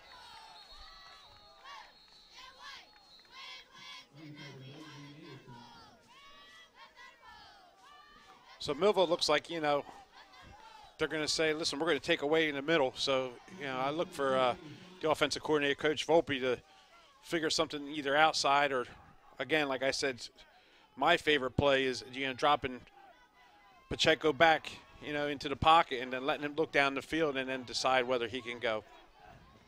Because at any given time, he can go. Look for Powell at the bottom of the screen here as Millville presses its coverage. Pacheco's looking for the seam. He's hit, breaks through the tackle.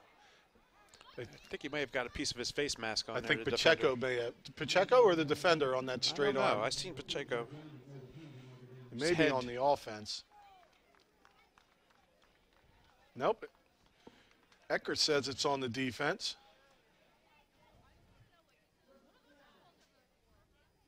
And it is on Yeah. Millville. Good eyes, Yeah, Mr. Blau. yeah.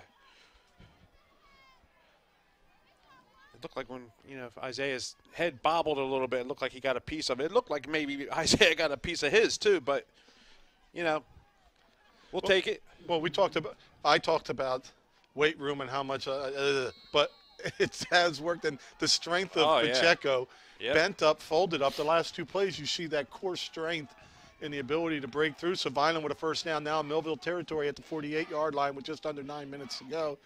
That was my old radio days where you cap everything real quick Yep. there. It's like a bell goes off. I haven't said it in a little while. First and 10, Pacheco and Anderson hanging steady back there together. Pacheco throws in the seam, and it's tipped. And otherwise, that pass goes. An excellent job by Jameer Holbrook, number 58 for the Thunderbolts, who got his hands on that. See, I like that play call. I like the play call of throwing the ball on first down. You know, and I'm the guy that's always saying, you know, run the ball first down. You know, after watching Andy Reid for years and years and years as the Eagles head coach, just passing the ball on first down, I'm like, just run the ball. But I have to admit, I like it right there because, you know, that middle could be a little soft for Millville. Anderson gets hit and dropped by Jimmer Downing. So Violent's taking some time off the clock here. You would love to see him get another first down here, keep the ball. See, and I think you go to Tyreen Powell when you need 7 or less. Right. You know, with his length, he can almost like basketball, shield the defender and make a catch. But 9's a little long to have the time to get there without somebody being able to cut underneath of you. You need a strong play by the offensive line right here. It's a quarterback draw by Pacheco. Straight arm. Outruns the defender High to the step. 35. And are you allowed the high step? Yes, you are, because Yes, there's you no are. flag like the hurdle previously by Pacheco, who picks up the first down. So they run quarterback draw, and you just saw the speed there. Yeah, he just got outside on that, and then he did the old Walter Payton sweetness high step. I'll tell you what, it's you know, I'll say it and I'll say it time and time again. It's great to be here today and be able to watch this Isaiah Pacheco in his last high school game. Him and Naheem Anderson together are putting on a show. I'm pretty sure before the game they were saying, listen, man, this is the last time we're going to play together. Let's have fun. And there's no show to watch without that line up front, anchored by Sansalone. There's Pacheco over the left side. He's going to finish forward, picking up some more yards. Just as you mentioned, Vineland needing a first down, keep it churning, and they do that.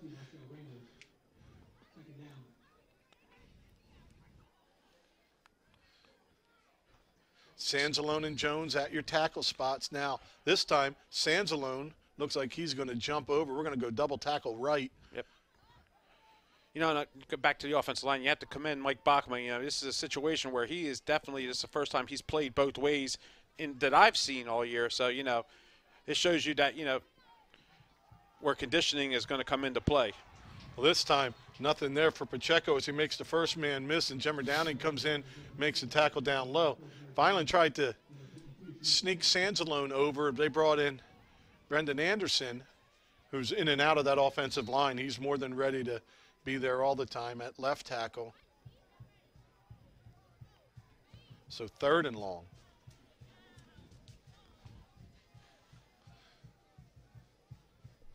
Look for Vineland to try to run this on the edge here and pick up about 4 or 5 and then have a decision from the 30. 2 blockers in front. Twisting and turning, he's got about 2 or 3. He's on the 30, so 4th down and about 4. Make it 5, 4th and 5. When you kick the ball off, this is basically where Millville's been starting anyway, so this is 4th and 5 is definitely a go. In honor of Coach Parentazzi, I always say that kind of stuff, and he goes, punt the ball. Pin them in deep. I think sometimes you get that feeling that the play's taking a little bit of time here. So we're going to watch official Ron Roberts, also an outstanding wrestling official. But Vineland is ready to go. Pacheco's ready to throw. He floats it up, and it's caught by Kent. We have a There's flag on the play. Flag in the backfield. I believe it's going to be on Vineland for procedure.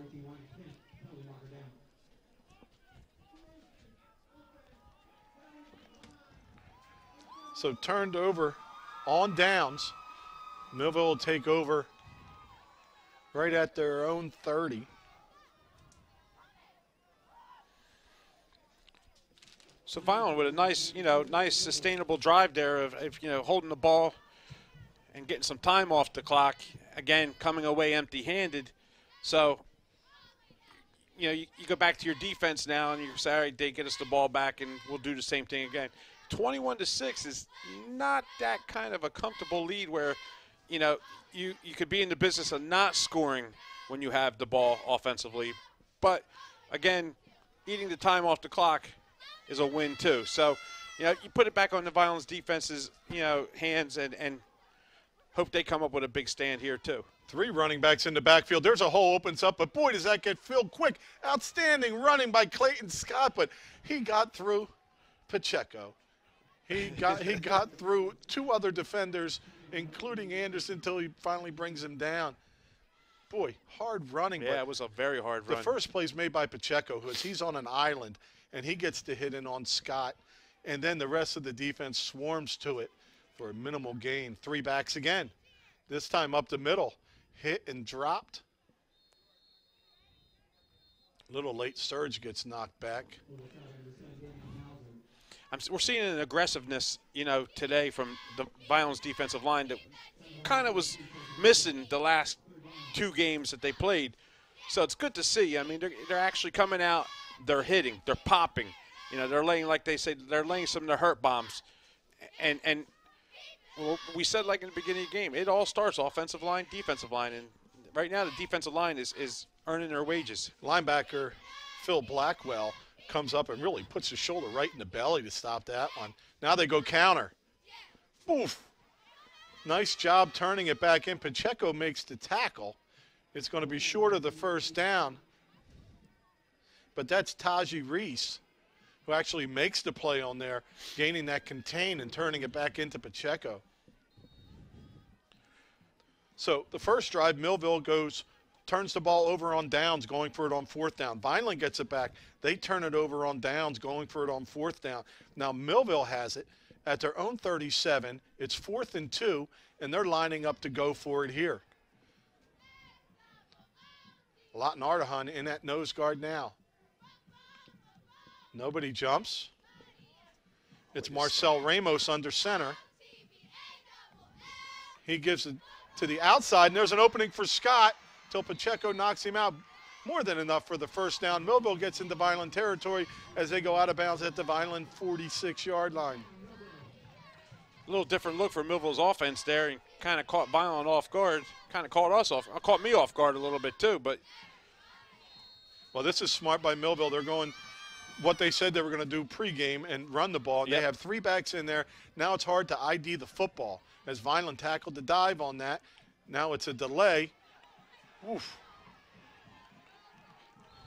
See, and now what Millville's doing is taking a page out of Lenape's book, which Lenape did to us, is like you said, causing some confusion pre-play, during play, and like you said, the Violence defense is having a little tough time right now IDing who's got the football. Yeah, and this is a much tougher task with Ramos in there with the 3 backs behind him.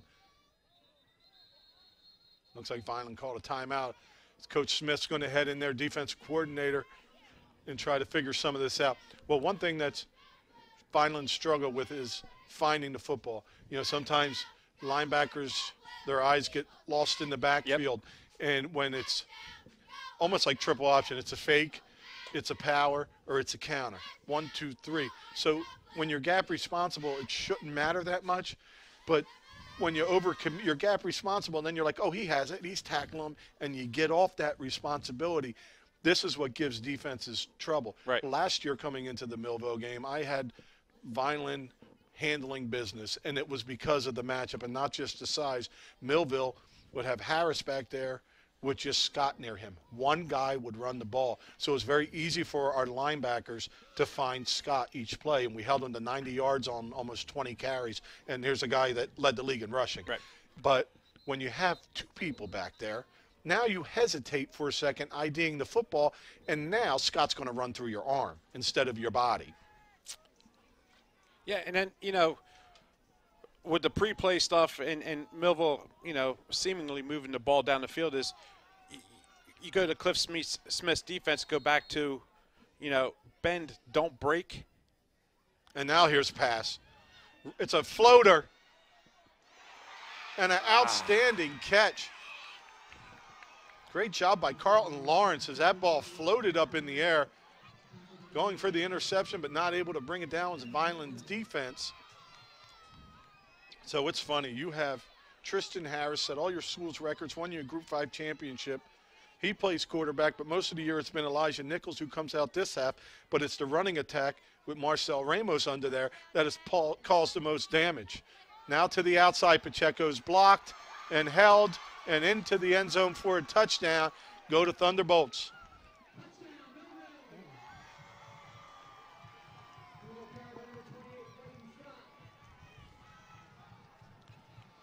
That was a nice drive by the Thunderbolts. I'll tell you what, you know, and they seem to found a little bit of what, you know, Violent's defensive weakness is, you know, the pre-play confusion, you know, and then the problem with the general, you know, the linebackers IDing who's got the ball and then setting up, using that run to set up a deep pass and then now a touchdown. So Millville's going to try to go for 2 here to make it a 7-point game. And taking it wide, getting hit. Not today. And wrestled down. So the 2-point conversion is no good.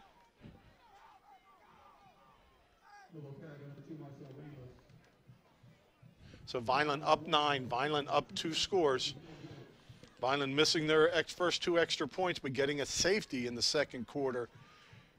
So that touchdown's big for Millville, but Vineland still holds the 2-score lead. Yep.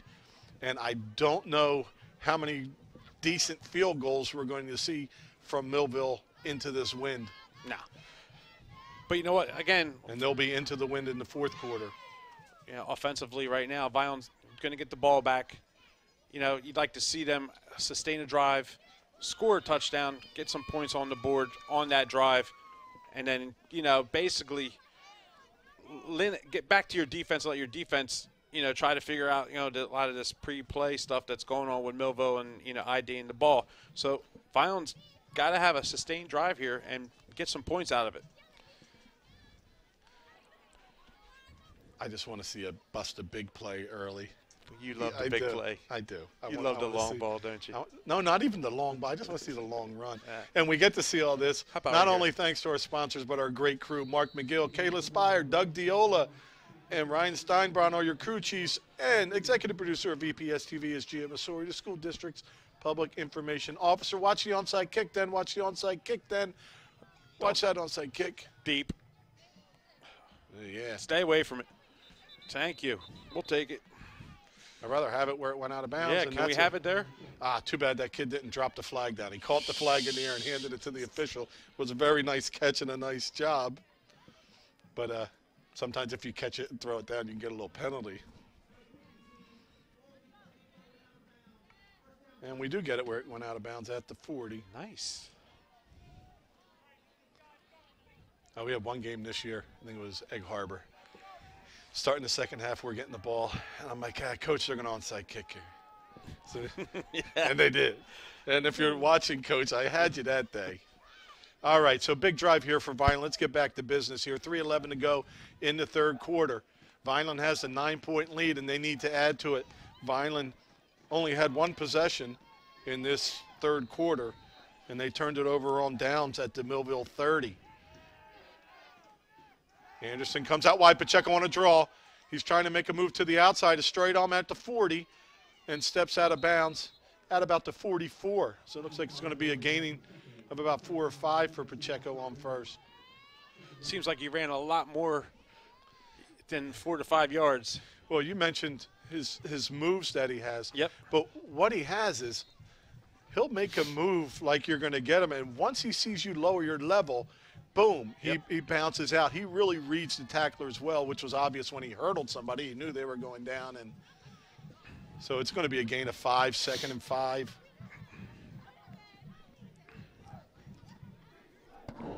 It's always the most important man to watch, the one with the play clock.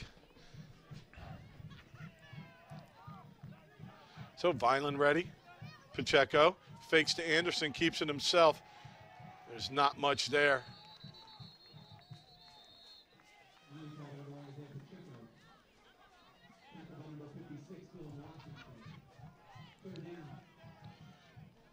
So if you're Vineland, you know, it's definitely seems to be that the Thunderbolts are now keying on Pacheco and Naheem Anderson. So it's time for somebody else to step up, in my mind. Right here, I'm going to Tyreen Powell. I'm throwing it high. I'm throwing it at the sticks. Yep.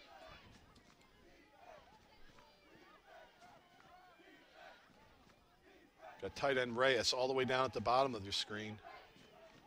There we go. So nobody was on him now. He just moved over. There's Tyreen Powell thrown high, but not able to get it at the sticks. So 4th down from the 45. Well, with Millville with that 3-back rushing attack, I think that's one thing some other teams have that we should have next year. Yep. Incorporated as a different look. Millville just totally changed up. You were worried about their starting quarterback all year, Elijah Nichols. Then, of course, Tristan Harris gets the start. But then when they go to Marcel Ramos with 3 backs behind him, it's something different. And sometimes we need a little something different. So Pacheco will be punting into the wind. Good snap, no pressure. Nice punt. It's high and away from Lawrence. It's going to hit at the 15. And Good punt. Oh, excuse me, make that. It's the 15 or the 20? It's at the 16. So a good pump by Pacheco.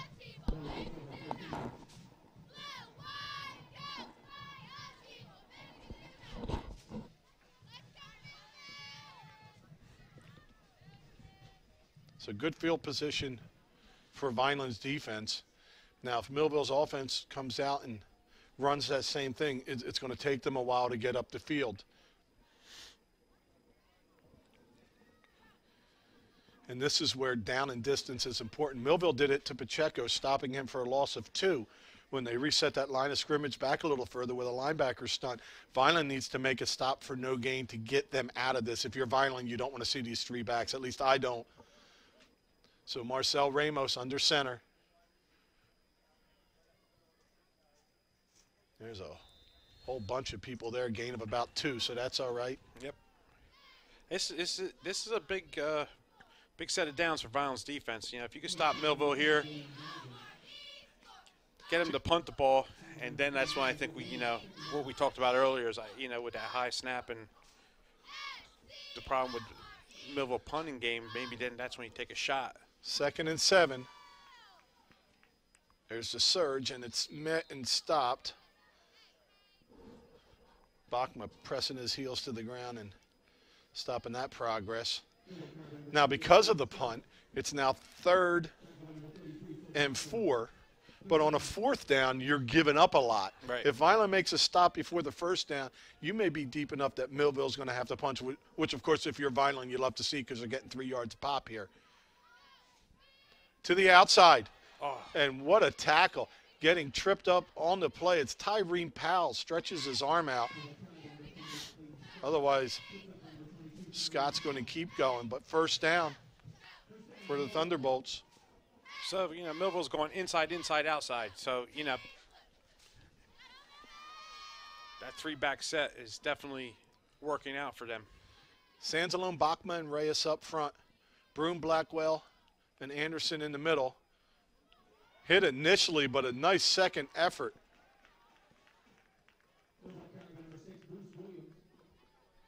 Bruce Williams, just an outstanding second effort. Millville's trying to get a playoff before the end of the third quarter here. Bruce Williams had that 88-yard kickoff return last year. Now to the outside again. Pressure, corners given.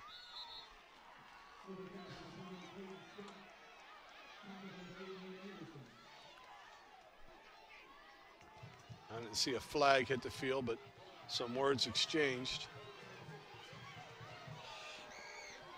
As there's 11 seconds left in this third quarter, and the momentum has switched to the Millville side. Hats off to Coach Dennis Thomas with this new offensive alignment with the three backs. He's having some success on offense.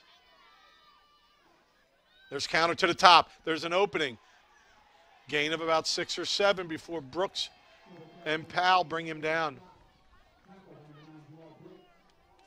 And that's going to do it for a third quarter. This third quarter has been Millville's quarter.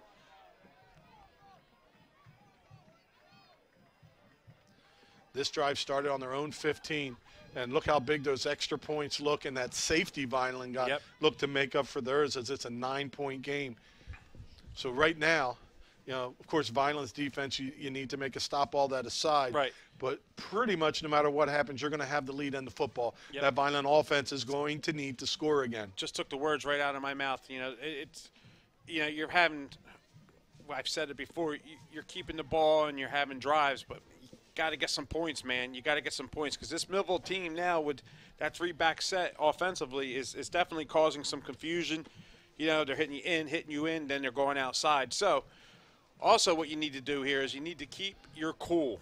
You know, you need to play disciplined football. No jawing after the play, because the refs are hip on it, man. They know that the tension level's high right now. It's the fourth quarter. So physically, Vineland should be able to finish out this game. Mentally, though, what's going to happen is Millville's going to keep trying to poke that stick to make you do something that you don't want to do. So you need to have discipline, 12 minutes of discipline. That's all we're asking. Well, and if you're Coach Thomas, you know, you saw the last drive, nickel and dime, and then the pass. And that pass was a floater. And now the ball's going to be going in the wind. I don't think that'll be wise going this way, because that ball could have been intercepted before. I think you just stick with pounding this. Second and real short here. Look for a fullback run. Give over the right side, hit and drop, but enough for the first down. I'll tell you what, Bachma, for somebody that doesn't play a lot of defense, he's been involved in a lot of tackles I'll tell up you front. what, man, you can't ask for a better game from him right now. Both ways, playing, you know, offensive center and then playing defensive nose guard. There's a quick dive. There you go. Reyes, Nice tackle play. for a loss. Reyes and Blackwell make sure he doesn't get up and go anywhere. They stop Damian Bowser. See, here's what Millville does now. They go in. This is where I look. They're probably going to go to the big side of the field. Well, they have an extra. Yeah, they have extra tight end at the bottom, and they run to the top and hit and dropped again. Who's that? That's Reyes again. That's it. And who's there with him? Blackwell. There's two nice plays in a row. I started talking about Anthony Reyes, freshman starting linebacker, go in the defensive tackle, go in the tight end. Like, he can do a lot of everything. And, you know, his future looks bright for sure. Reyes, the junior, at 6 foot 232. Third down. There's a reverse, or a counter, I should call it. Coming up and making a hit is Brooks, and that's going to stop short. It's going to be fourth down from the Vineland 34. So a fourth down for Vineland to defend. It's going to be fourth, and we'll make it 6. So big play here for that Vineland D. It's Reyes with 2 tackles right at the line of scrimmage. I don't see Millville throwing the ball here. I see them, you know, taking the ball outside on a run. I throw a flag right there. He checked into the field. He didn't go inside the hash. Not allowed. Number 3. They're not going to call it. Now, the ref just told him, you got to go inside. And here it is. With a lot in the balance, Vineland takes a timeout. Coach Cliff Smith hits the field. He's going to make sure his defense knows what's going on. First thing is going to be watch the daggone football and why you lined up wrong. So as mentioned briefly, Cliff Smith played for the Cleveland Browns, the Redskins. I got to see his rookie card this summer. Also played for the Soul twice, another arena team. National championship at Syracuse. Yes, yep. When it has his ring once in a while out there. So he took over the defensive coordinator job last year. And since then, Vineland's been in the top 5 in points allowed. You know, the last 2 weeks have not been great. No. And he'll be the first to tell you that. But right now, he needs one play from this defense. He may need another one later, but it starts with this one here. Yep. Then if the offense can do their job, then there's a little bit time to think about what's going on. And knowing Coach Cliff Smith like we do is, you know, we have a mass text messages and we joke around, you know, and I can tell you this, that the text messages have been silent the last 2 games because that's not the kind of guy I want angry at me. And so, you know, hopefully we get out of here with a win today and then we can start text messaging again, you know, joking around. But he's all business. Big 4th down. Now it's going to be Elijah Nichols at quarterback with Scott alongside of him. Clayton Scott. Nichols back to pass. Anderson with pressure from the top. Floats it to an open receiver. Walking in the end zone for the touchdown is Marcel Ramos. Wow. Marcel Ramos had nobody around him. Whoa. Has a breakdown in the coverage. And Millville converts a big 4th and 6.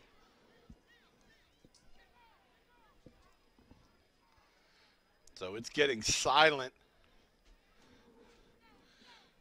So Millville with their muddle huddle before they had man coverage up top. Lawrence, number 1 versus number 1. Lawrence and Pacheco. And they went that way. This time, Nichols looks back to see what they want to do.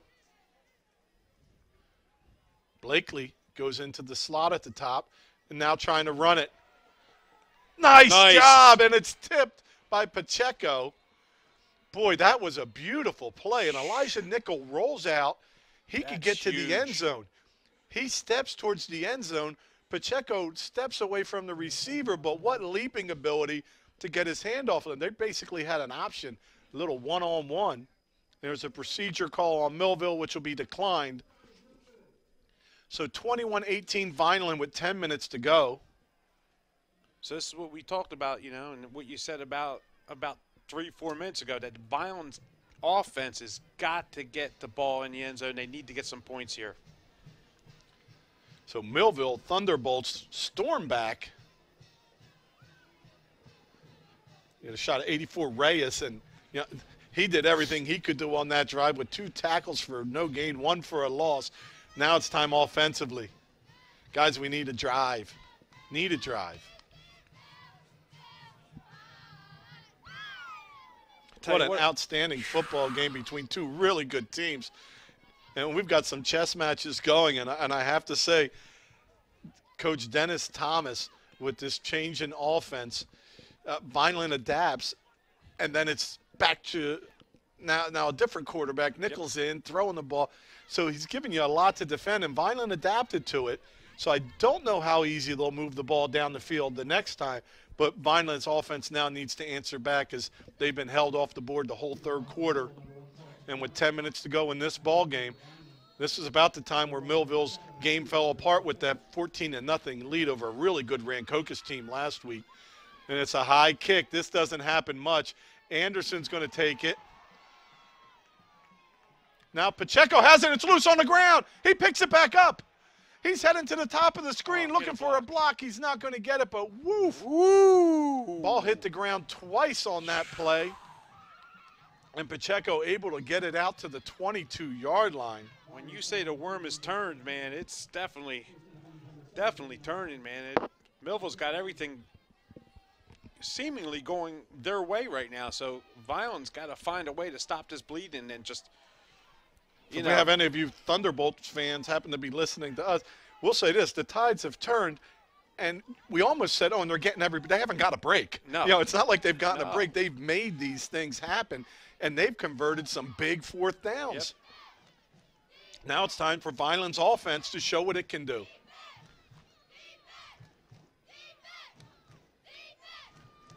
So Pacheco ready with Anderson in the backfield alongside of him. Fake to Anderson. Pacheco takes it himself. He has some blocking up front. Can he reach the blocking? So it looks like he may get 2 or 3 on that.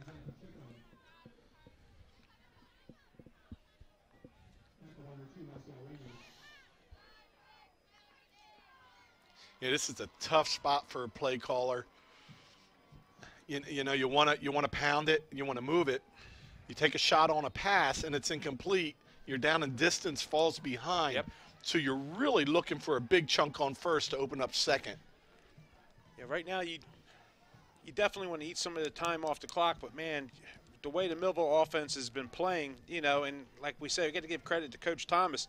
He did his homework, man. He pretty much probably watched that Lenape Violent game and using some of that confusion pre-play and during play offense has definitely worked for Millville to some extent. There's Anderson to the top. He's got an opening. He's got a first down, and he's out of bounds. First down, Fighting Clan. Again, Boy, you can see when they block that edge, Oh. yeah, that there's some room to get moving. Now, if you're Millville, you're like, all right, they got a first down. They're on their own side. Let's go. We're fine. Right. You know, you get 2 more of those, and the doubt creeps back. And Millville has no doubt that they can win this game right now. Yep. Going into halftime, they had to be convinced. And I don't mean that literally, you know, but you feel it. Oh, geez, we got to do this. They came out, got themselves back in a ball game here.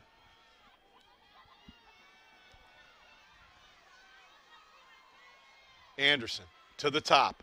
He's got 10. He's got 15. He's got 20 yards, and add a few more. He's into Millville territory at the Millville 45. I think we're going to start seeing, you know, this set of downs, the Naheem Anderson show with special guest star Isaiah Pacheco. And we all know how that happens, and I've told you all game long about that offensive line, but let's not forget the wide receivers. Yep. Wanye Kent, the other slot back or slot receiver. John Garcia and Tyreen Powell. These receivers block tremendously well, and they know their quarterback or running back is going to make some moves, and their ears and eyes are open. There's a stunt in the middle. Pacheco pulls it, bumps to the outside. He's got some room. He's to the 35, cuts inside to the 30, 25 as he's hit out of bounds at around the 24 of Millville, but there is a flag back on the field at the 42-yard line, the spot where you're probably going to see a holding call.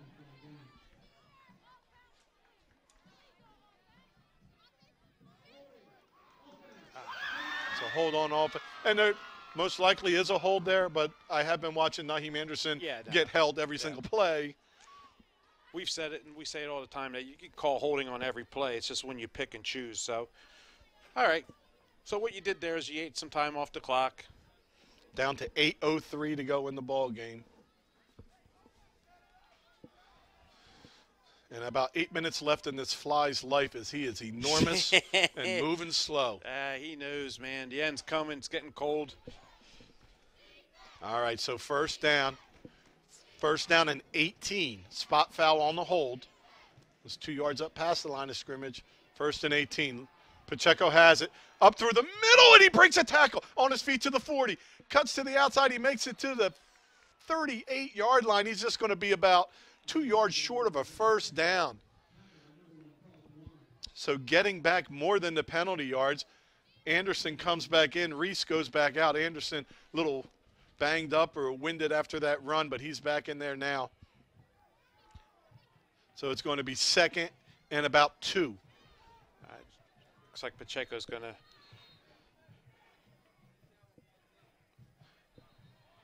I don't know if it's a shoe or a brace or if he's injured. He is down at his ankle.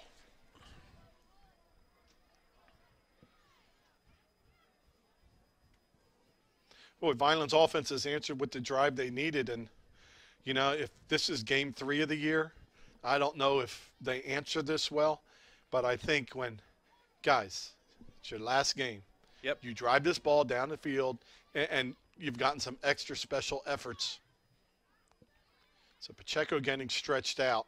So that means Ryan Shelton will be warming up on the sideline with Coach Viso, the quarterback's coach.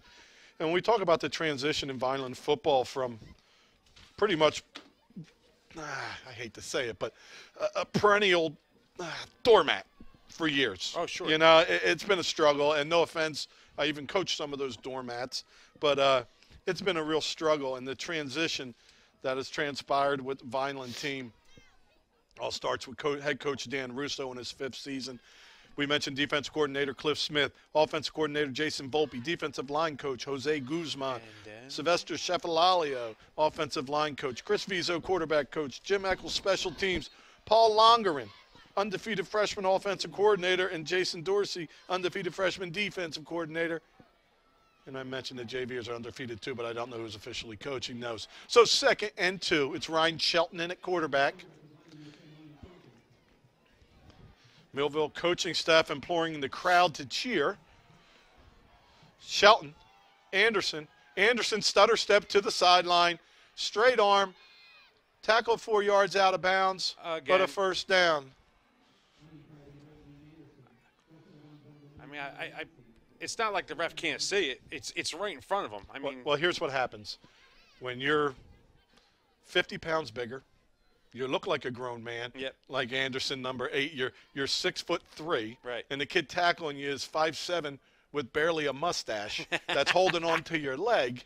You know, not any player in particular, but just right. Yeah, and things go on a little long. So first down, Fighting Clan on the move at the 24-yard line of Millville, down to 7 minutes. Pacheco back in. Anderson stutter steps through the middle, and a real nice tackle on the play by Jemmer Downing, the linebacker. But he's going to pick up about 4. Now keep on going. It could be 5, 4. So let's make it 2nd and 6. Vineland's offense not only has answered what they needed to, but they're taking some time off the clock here too.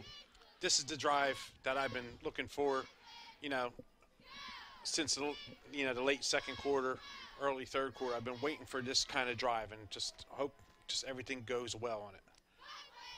Oh, Pacheco keeps it himself, but he's hit and dropped for a loss. Nice tackle by Carter Gray. One of the linemen able to squeak through there, number 72, Sammy File, that we talked about. He actually sets the edge on that play. He doesn't get the tackle, but he makes the play. As for Millville Thunderbolt defense, this is the biggest play of the game right here. And just that quick, it's 3rd. Now, Vineland in 2-down territory, but it is 3rd now, and with that loss on the play, it's going to be 3rd and 8.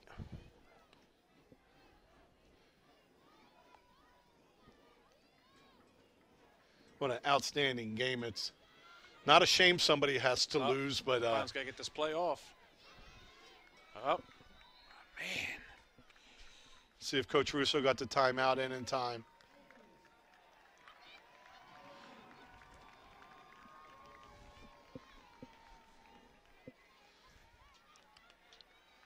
So the delay is going to put him behind the sticks. Should be 3rd and 12. They got it 13.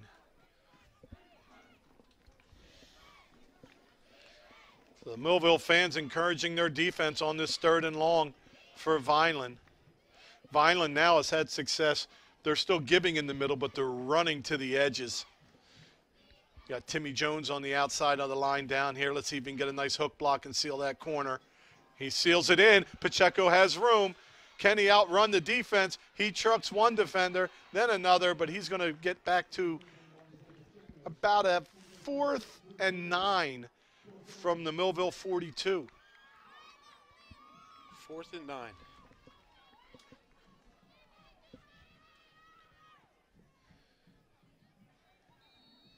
Now, this would have been interesting last year with Robert Kling, who set a lot of our kicking records with the wind at your back.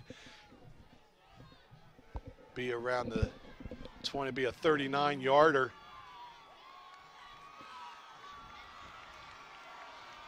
Fans rise to their feet. It's Pacheco and Anderson. 4th down, the biggest play that they've had. It's thrown and intercepted.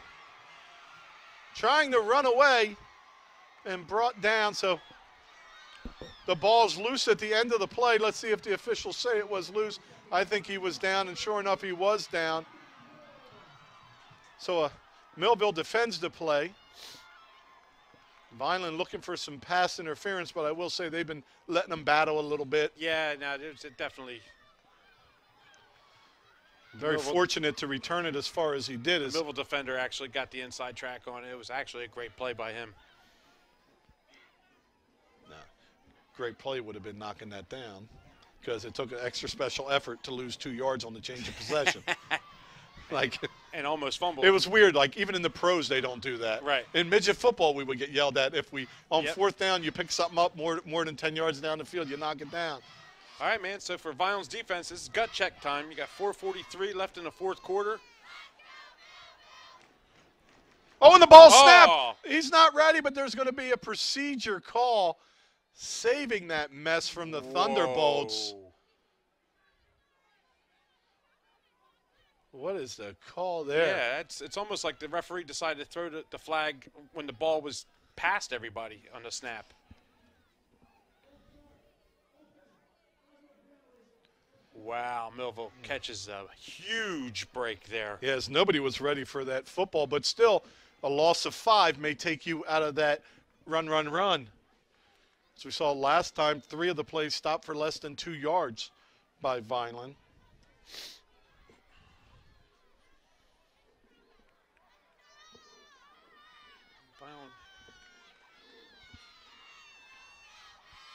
Elijah Nichols, traditional offense back there along with Scott near him. Some confusion.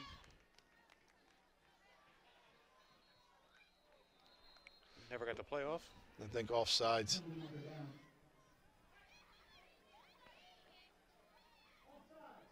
Man. So here's that discipline we were talking about. 4:38 to go. Millville with the football. They need a touchdown to take the lead. A field goal to tie.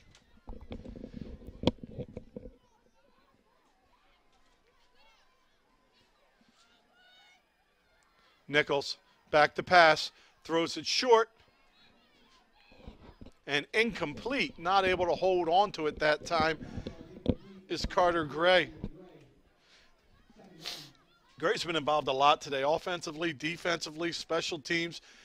You know, I have a list of about 10 names I look at and watch a little bit. Gray wasn't on that list, but he certainly will be for next year. See Coach Thomas going away from that 3-back set now. Well, this is our offense. Drive and score, boys. Pressure from the edge.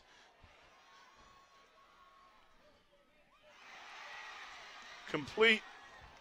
And hit out of bounds. I don't know if he got his feet in on that, man.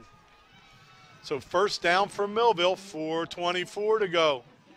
The Thunderbolts are starting to move. Yeah, so just like Vineland went back to regular offense, marched the ball up the field. Now Coach Thomas is saying, all right, forget the 3 backs. Now we go to our offense. And we haven't seen this because we haven't seen Elijah Nichols really at quarterback in the first half at all. Oh, here we go. Nice, switching it back. Now we jump back in. We want to take a little time off the clock.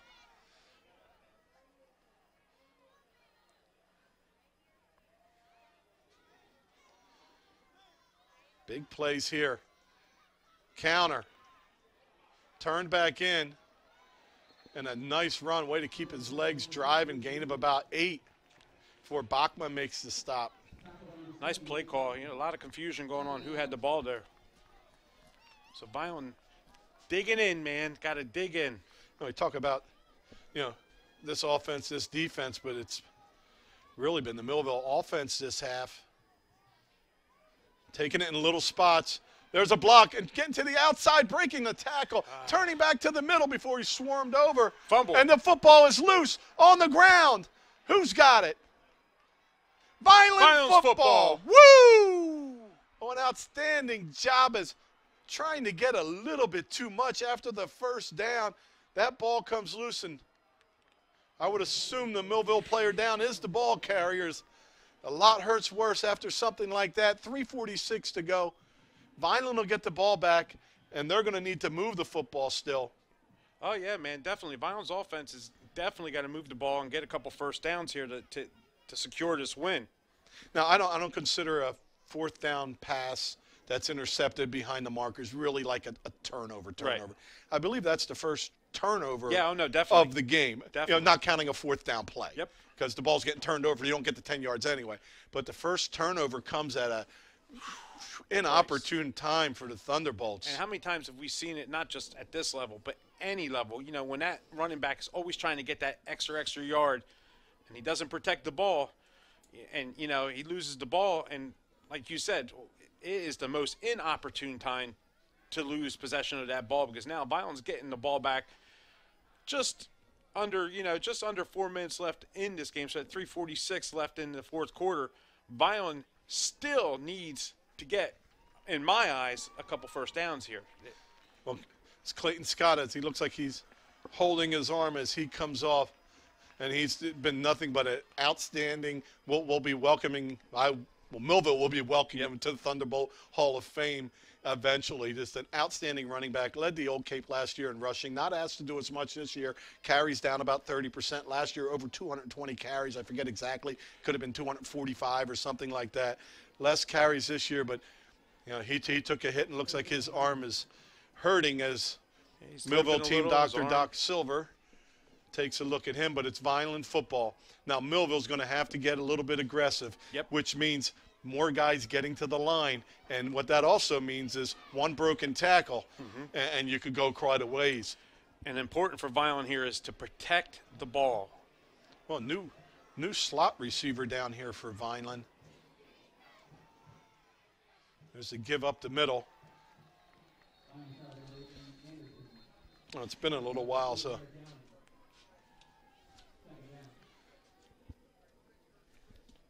So no gain on that one. Millville's going to take a timeout with 3:37 to go. It's going to be more of a gain than I thought. The down marker finally moved. He was hanging by the original line of scrimmage, but gain of about 2.5 on first down. Millville takes the timeout. They have 2 left. So this game has definitely held true to what we thought it was going to be. We thought it was going to be a tight game, and for a while there, it looked like Vineland was going to pretty much, They were one score away from opening it up, yeah. and Millville came out with a different look. Moved down the field. It took Vineland a possession to figure it out, and then they were able to slow it up. Then they sneak a pass in. So as much homework as Vineland's coaches do.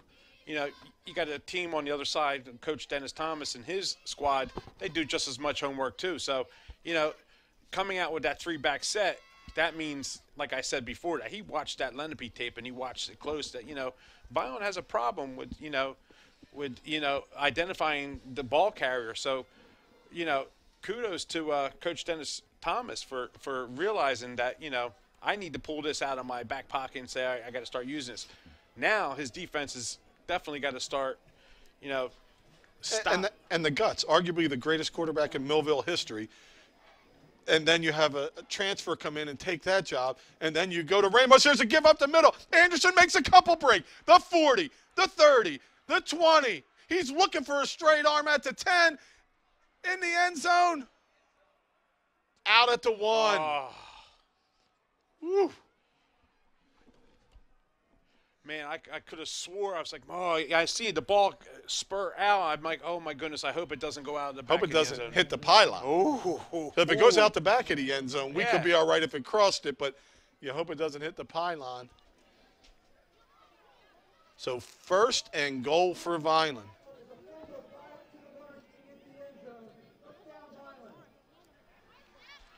Well, Anderson just geared it down and waited to make a straight arm to get himself in the end zone. But it's 1st and goal at the 1.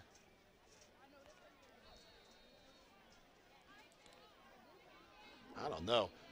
I just may. I'm not taking a knee or anything, but not my most creative play to get in. I like to get in on 2nd down. I take 30 more seconds or a timeout away. Pacheco Takes it himself. Gets to the outside. He's going to outrun the defense. End zone. Touchdown, Isaiah Pacheco. Touchdown, Vineland. Boy, how about that? If your buddies, Anderson and Pacheco, we had the first drive that Vineland had. Anderson runs it 60 yards down to the 5. Pacheco takes it in. Yep. This time, Anderson runs it about 60 yards down to the 1. Pacheco takes it in. The Millville crowd is starting to file out, which makes absolutely no sense to me at all. You know, with 3 minutes left in this game. Not only that, there's time left in the game. Right. But even if you're not, these kids have played their hearts out on both sides of the field. Yep. And it's Thanksgiving for crying out. You sit down, you clap, and you applaud because Millville turned things around in this second half. And the kick is up, and the roar from the Vineland crowd lets you know it's good. Extra point attempt is good. So that's going to make it 28-18 Vineland. And my 9-point unofficial spread that I had coming in. And looking good. Boy, this half has been a lot of Millville. Yep. A lot of Millville. But what Vineland had last year, Vineland had 5 plays of over 28 yards. I said 25 before because it kind of made it a little easier. But 5 plays of over 28 yards last year. And it's been the big plays. We talked about Millville's got to press that line of scrimmage and make a tackle. But if they don't, and that's what we just saw. Coach Dennis Thomas did a great job, making some adjustments in the second half. It just, like you said, Rich, it's that Vineland offense and the capability of the home run ball, could spell disaster for any team. But getting back to the Vineland's defense, I mean, Coach Thomas came out with a three-back set, kind of caused some confusion for the Vineland defense, but again, they bent, they didn't break. Coach Thomas, like watching and following scores, is really not as stubborn as I thought. He's a lot more creative than I thought. I think he put his team in a great position to be in this game and win it. He adapted very well. But you know what happened on the other side is Vineland adapted also to it. And down and distance may have got a little weird once in a while. Some penalty calls hurt Vineland. But here's Coach Russo in his 5th season about to beat the number 3 team in South Jersey after beating the Group 5 state champ team. Last year there's a break in the middle and hit and drop down right around the 48. So, and it was a turnover that was costly that set up that drive.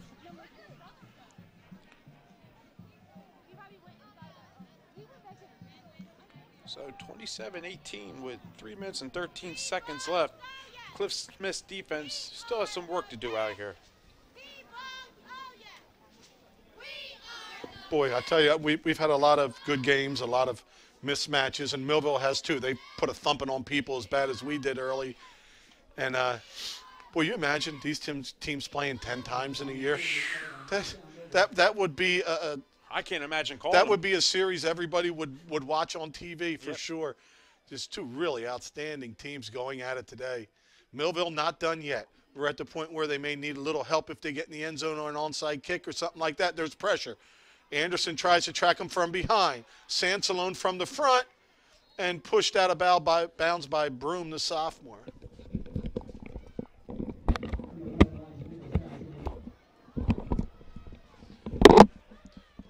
As flags hit the field here. Millville sideline has about 30 players off their bench. Vineland coaches have all the Vineland players there. Which Vineland player is it? It's Naheem Anderson. This is out of control. Yes, it is. Vineland has their players back. It's 11 Vineland players scuffling it up with 50 Millville players.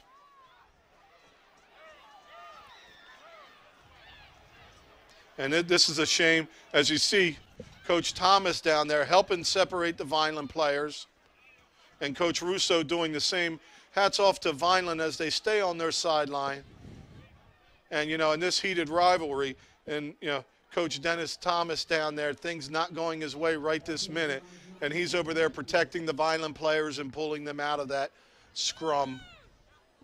Great job by, I guess, the Vineland police and the Millville police to come in here and breaking it up because, unfortunately, it wasn't going to get broken up on this side here by the coaches. And, security had to come out.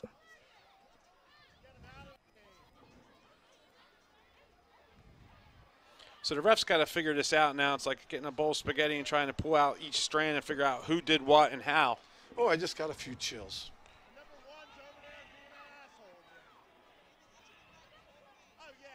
So, of course, on this side, everything is Vineland two players'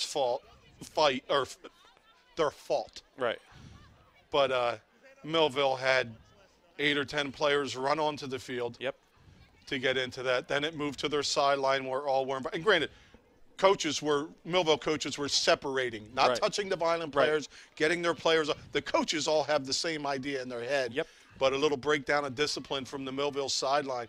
And it's just funny, I can hear my ambient mic feeding in a little bit. And it's like, oh, it's this number, it's that number. It could have been your gyrating kids on the sideline. It could have been the kids that grabbed them that weren't even on the field in the play. You know, it takes 2 to tango, but when you start punching, that starts with 1. You know, especially, you still got 3 minutes left in a football game, you know, and Millville, you know, is playing to try to stay in this game, and then you have something unfortunate like this. So right now, Coach Russo's got to get his kids together, you know, on the sideline and say, listen, man, let's get our heads in this game. We got 3 minutes left in this game. Let's just get out of here, you know. Get out of here without any kind of incident. Let's just get out of here with the win. And you talk about discipline on a sideline, and it was, I believe, the Bridgeton game. 3 Bridgeton players getting at it with the Vineland team. They come together and do not step on the field. Right. You know, they respect their coaches.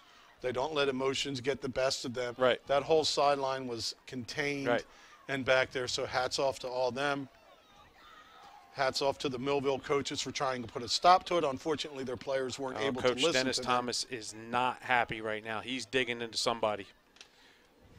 And neither coach wants this, and this has been a great football game. And there's times where one team's getting beat by 50 that things like this happen, but this is passionate football that just got a little out of control. Athletic Director Donnie Robbins speaking with the officials amongst other people out there. You know, there was a time years ago where it went really bad and things started happening on the field, and, you know, we just wouldn't talk or cut away from it, but this would not stop.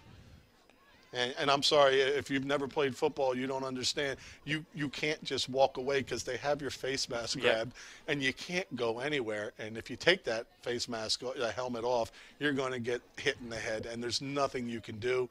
There was 25 players on 2 of the Vineland players, and it was very tempting for Vineland to get involved. Unfortunately, they didn't. And I'd like to say if that happened on the other sideline, coach would have probably been able to control his sideline much better. But when it spills behind your bench, and you've got underclassmen down there that just want to get involved and be a part of a game that their pants aren't dirty from, they haven't been on the field, they haven't played it down, but you're going to get involved on something like that.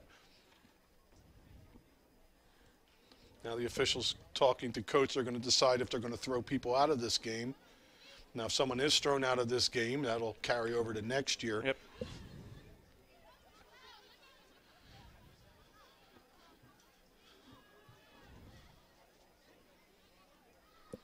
I believe the back judge, Ron Roberts, as we see standing to the right of Coach Thomas. Yeah, I believe he's the lead official on this crew.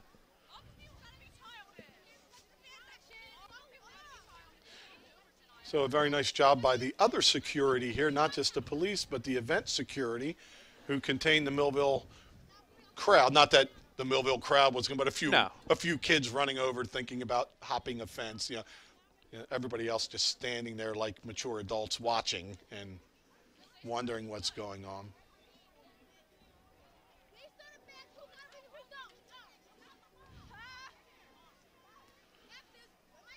See, Midget Football League coach and Vineland sporter Quan Johnson, the former coach of Naheem Anderson, as they're talking to Naheem.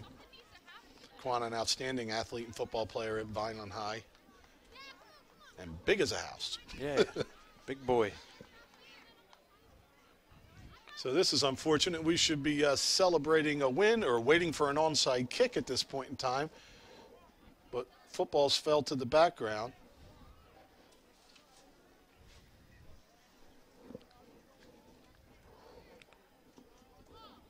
See the Share family. Coach, the one on the left. Yeah.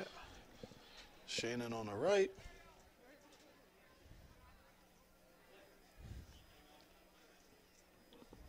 Now, hopefully there's no ejections. I don't think we're going to get away that lucky. I think there's definitely going to be some ejections.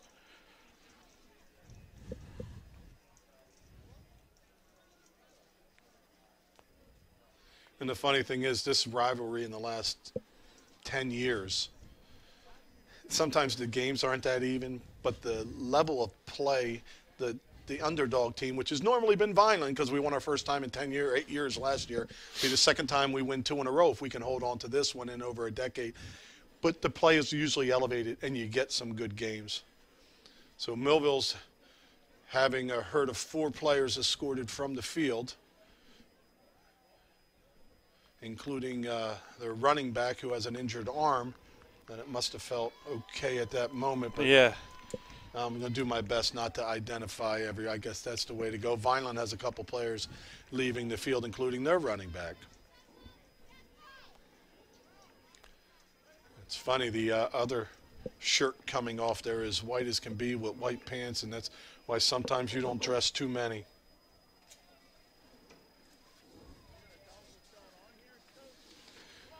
So why they sort this all out on Thanksgiving Day? Tell you what else was happening around the league. 8-2 Holy Spirit at 5-4 Atlantic City.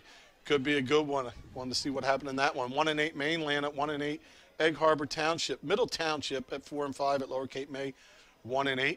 Pleasantville 7-2 and Ocean City 6-3. That's an interesting one. Pleasantville put up 60 points one game, 0 the next. Like, they're hot and cold, and when they have it tuned up right, they're all right. Ocean City battled Delsey pretty good, putting up over 30 points on Delsey, and a tight game at the half. And you're here for the big one, the oldest, the best one, and that's Vineland 7-2, and Millville, number 3 ranked, 9-1.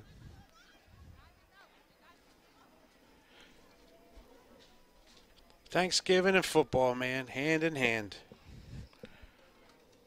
So it's going to be interesting to see how we're going to play this rest of this game out, what the refs are deciding to do.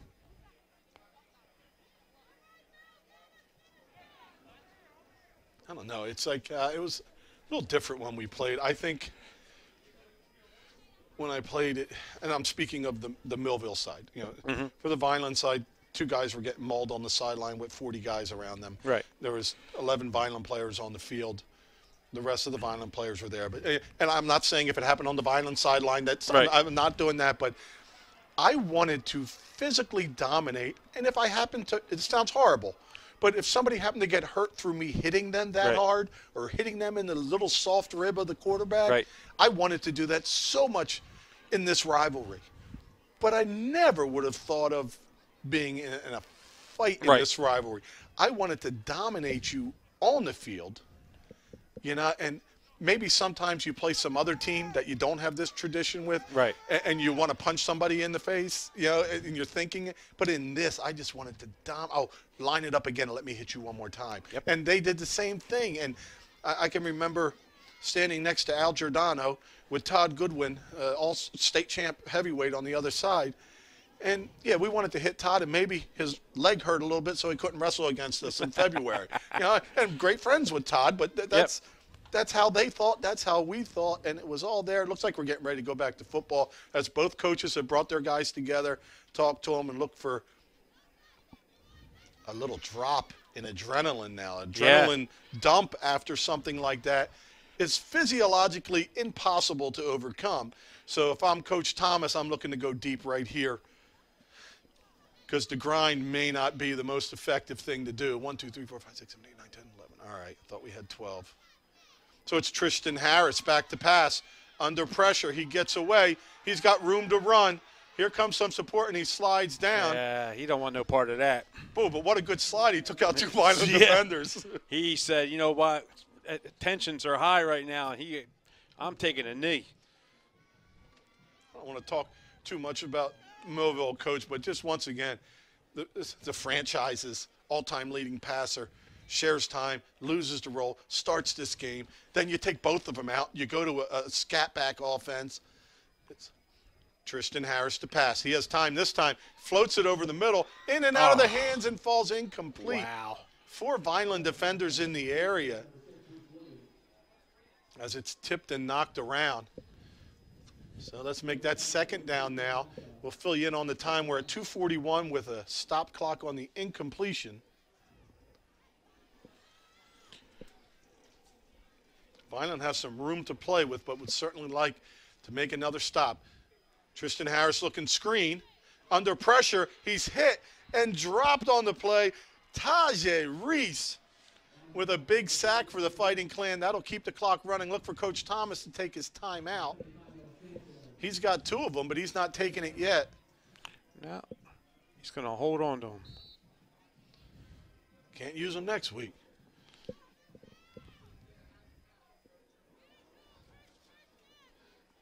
So here's Tristan Harris with a 3rd and about 19. Goes to the top. He's Got hit him. and dropped. Nazir, the sophomore Broom, with another big sack. So much easier to play defense after something like that than offense. Yep. Oh, yeah. Offense is a job, responsibility, a procedure, a route, a blocking formation. It's very different as timeout's finally called by Millville. It's different than digging your foot in the ground and attacking. So that there you can see the difference, thinking, working versus attacking and going and get it. And Broom comes through with a big sack. Back-to-back sacks on Tristan Harris. And with no Clayton Scott to hand the ball off to or hitting a flat, like he's their most elusive runner. Coach Smith telling his defense, listen, 4th and 30, don't think it can't happen, because it does happen. Everybody do your job, do what you're supposed to do, cover your men. So Vineland just needing this stop, and they'll be able to run out the clock and make it back-to-back Daily Journal Cup wins, back-to-back Thanksgiving turkey that's going to taste well, and beating a very good Millville football team 2 years in a row. Last year, the Group 5 state champs. This year, the number 3 ranked team in South Jersey that lost a heartbreaker in the semifinals of the playoffs. And Vineland coming off 2 subpar performances and withstand everything Millville threw at them in the 3rd quarter. Now Vineland backs off their coverage. There's a blitz. Oh, my goodness. Is that Sansalone? And the ball's loose on the ground. Sansalone, the What a play. defensive tackle, comes out of his pass rush and tackles Tex Thomas, tracks him down with his legs. Wow. And Vineland's going to win this one. 1:39 to go. They're going to have to kneel on the ball a few times. I know what Cliff Smith was thinking there, saying, listen, do your job, because, they scored their last touchdown on a broken pass play. So, kudos to Coach Smith and that defense. And Sansalone, wow, where did that come from? That speed he had there in that Whew. range. There's so many guys. Like, you look at 57 Timmy Jones. Captain of the team, tackle. You don't say much about him because he didn't mess up. No. And that's what happens with offensive linemen. When you get to that defensive side of the ball, it's a little different. But looking up at that offensive line, been together now for almost 3 years for the majority of them. Anchored by Bachma up in the middle. Hey, listen, he's my player of the game, man. I'll tell you what, Bachma has been a workhorse, offense, defense, and he's been a workhorse the whole entire game. So if I had to pick my player of the game, of course, Well, you got to exclude skill positions. skill positions, yeah. Well, because wait a minute, offensive line's not a skill position? That's a different kind of skill because when you read the stat sheet, Right. Sometimes – you see so much from your regulars and from, of course, Isaiah Pacheco. I've been honored to be able to watch 4 years of him play, but you take for granted his 180 yards, 200 yards. Yeah. He's had 100 yards every single game and then some. And you look for the others that helped out. But, Vineland, senior class has been nothing but outstanding. So Vineland's going to take a timeout in a couple seconds, and that's just to avoid the delay a game penalty. They have the timeout. Take all the time off the clock they can. 52 seconds. It'll be second down. Look for Pacheco to flop again. So I know everybody's thinking about eating some turkey and everything after this. So this second half started out really weird. Millville turned it over on downs. Vineland got it back, turned it over on downs.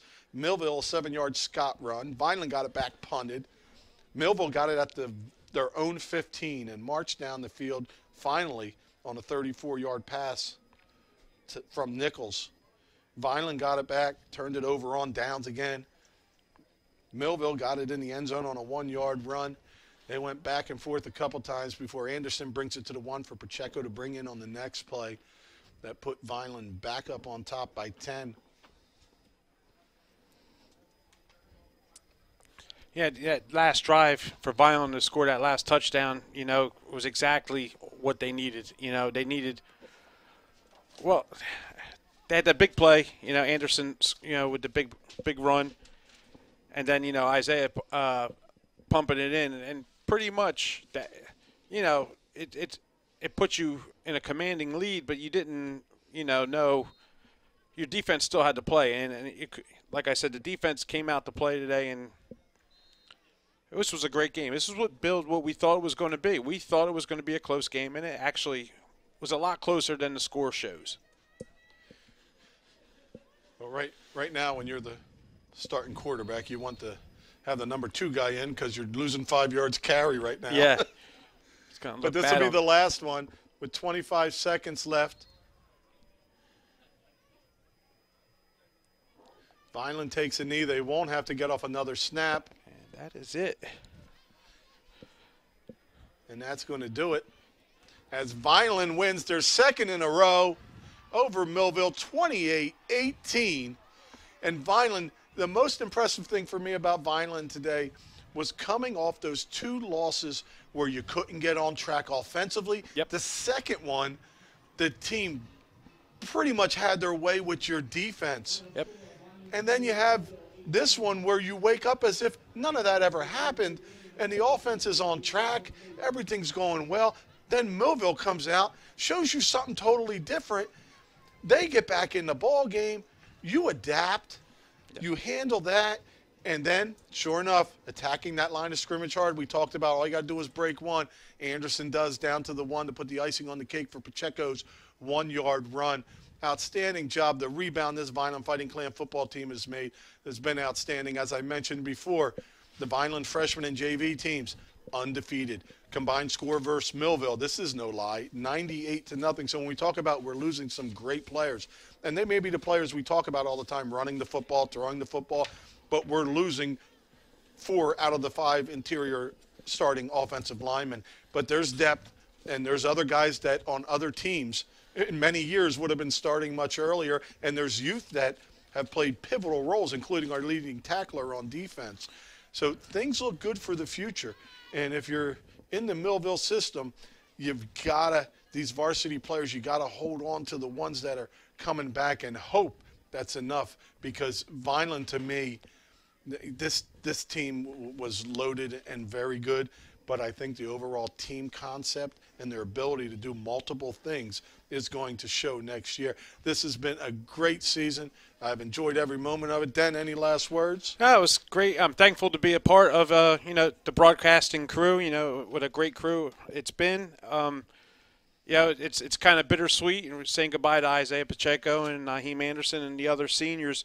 But like Rich said, the future looks very bright. And, it's like everything's setting up for next year and how it's going to be. And with everything with the JVs undefeated, the freshmen undefeated, it's a great time in Vineland football. And it's very, very, very happy to see the way this whole entire thing's going. And I'm looking forward to next year, not forgetting about this year, but next year the future looks real bright.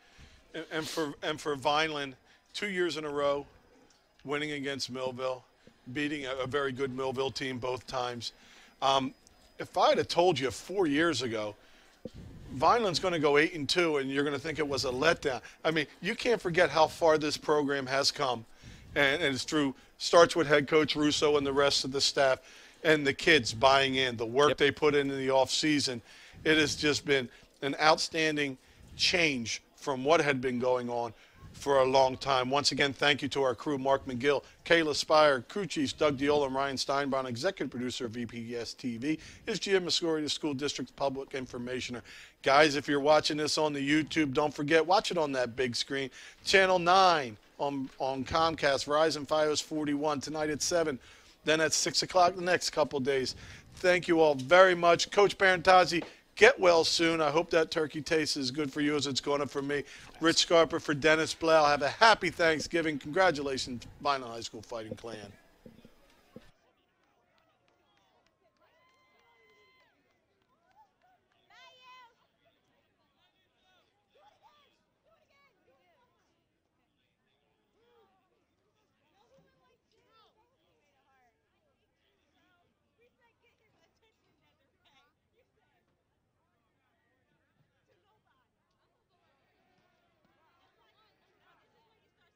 The Red and Gray Gridiron Club would like to thank the following sponsors for their support of Vineland High School football team this season.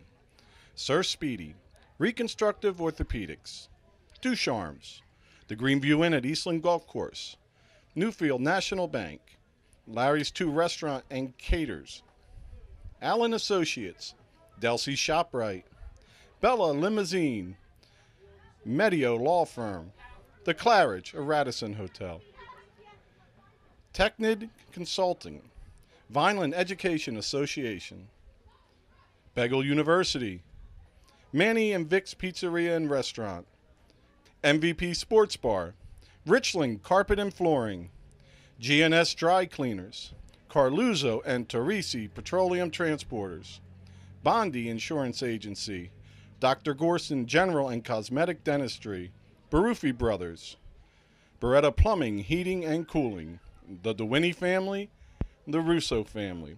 The Vineland High School football team and coaches thank everyone for their support on and off the field and look forward to another successful season.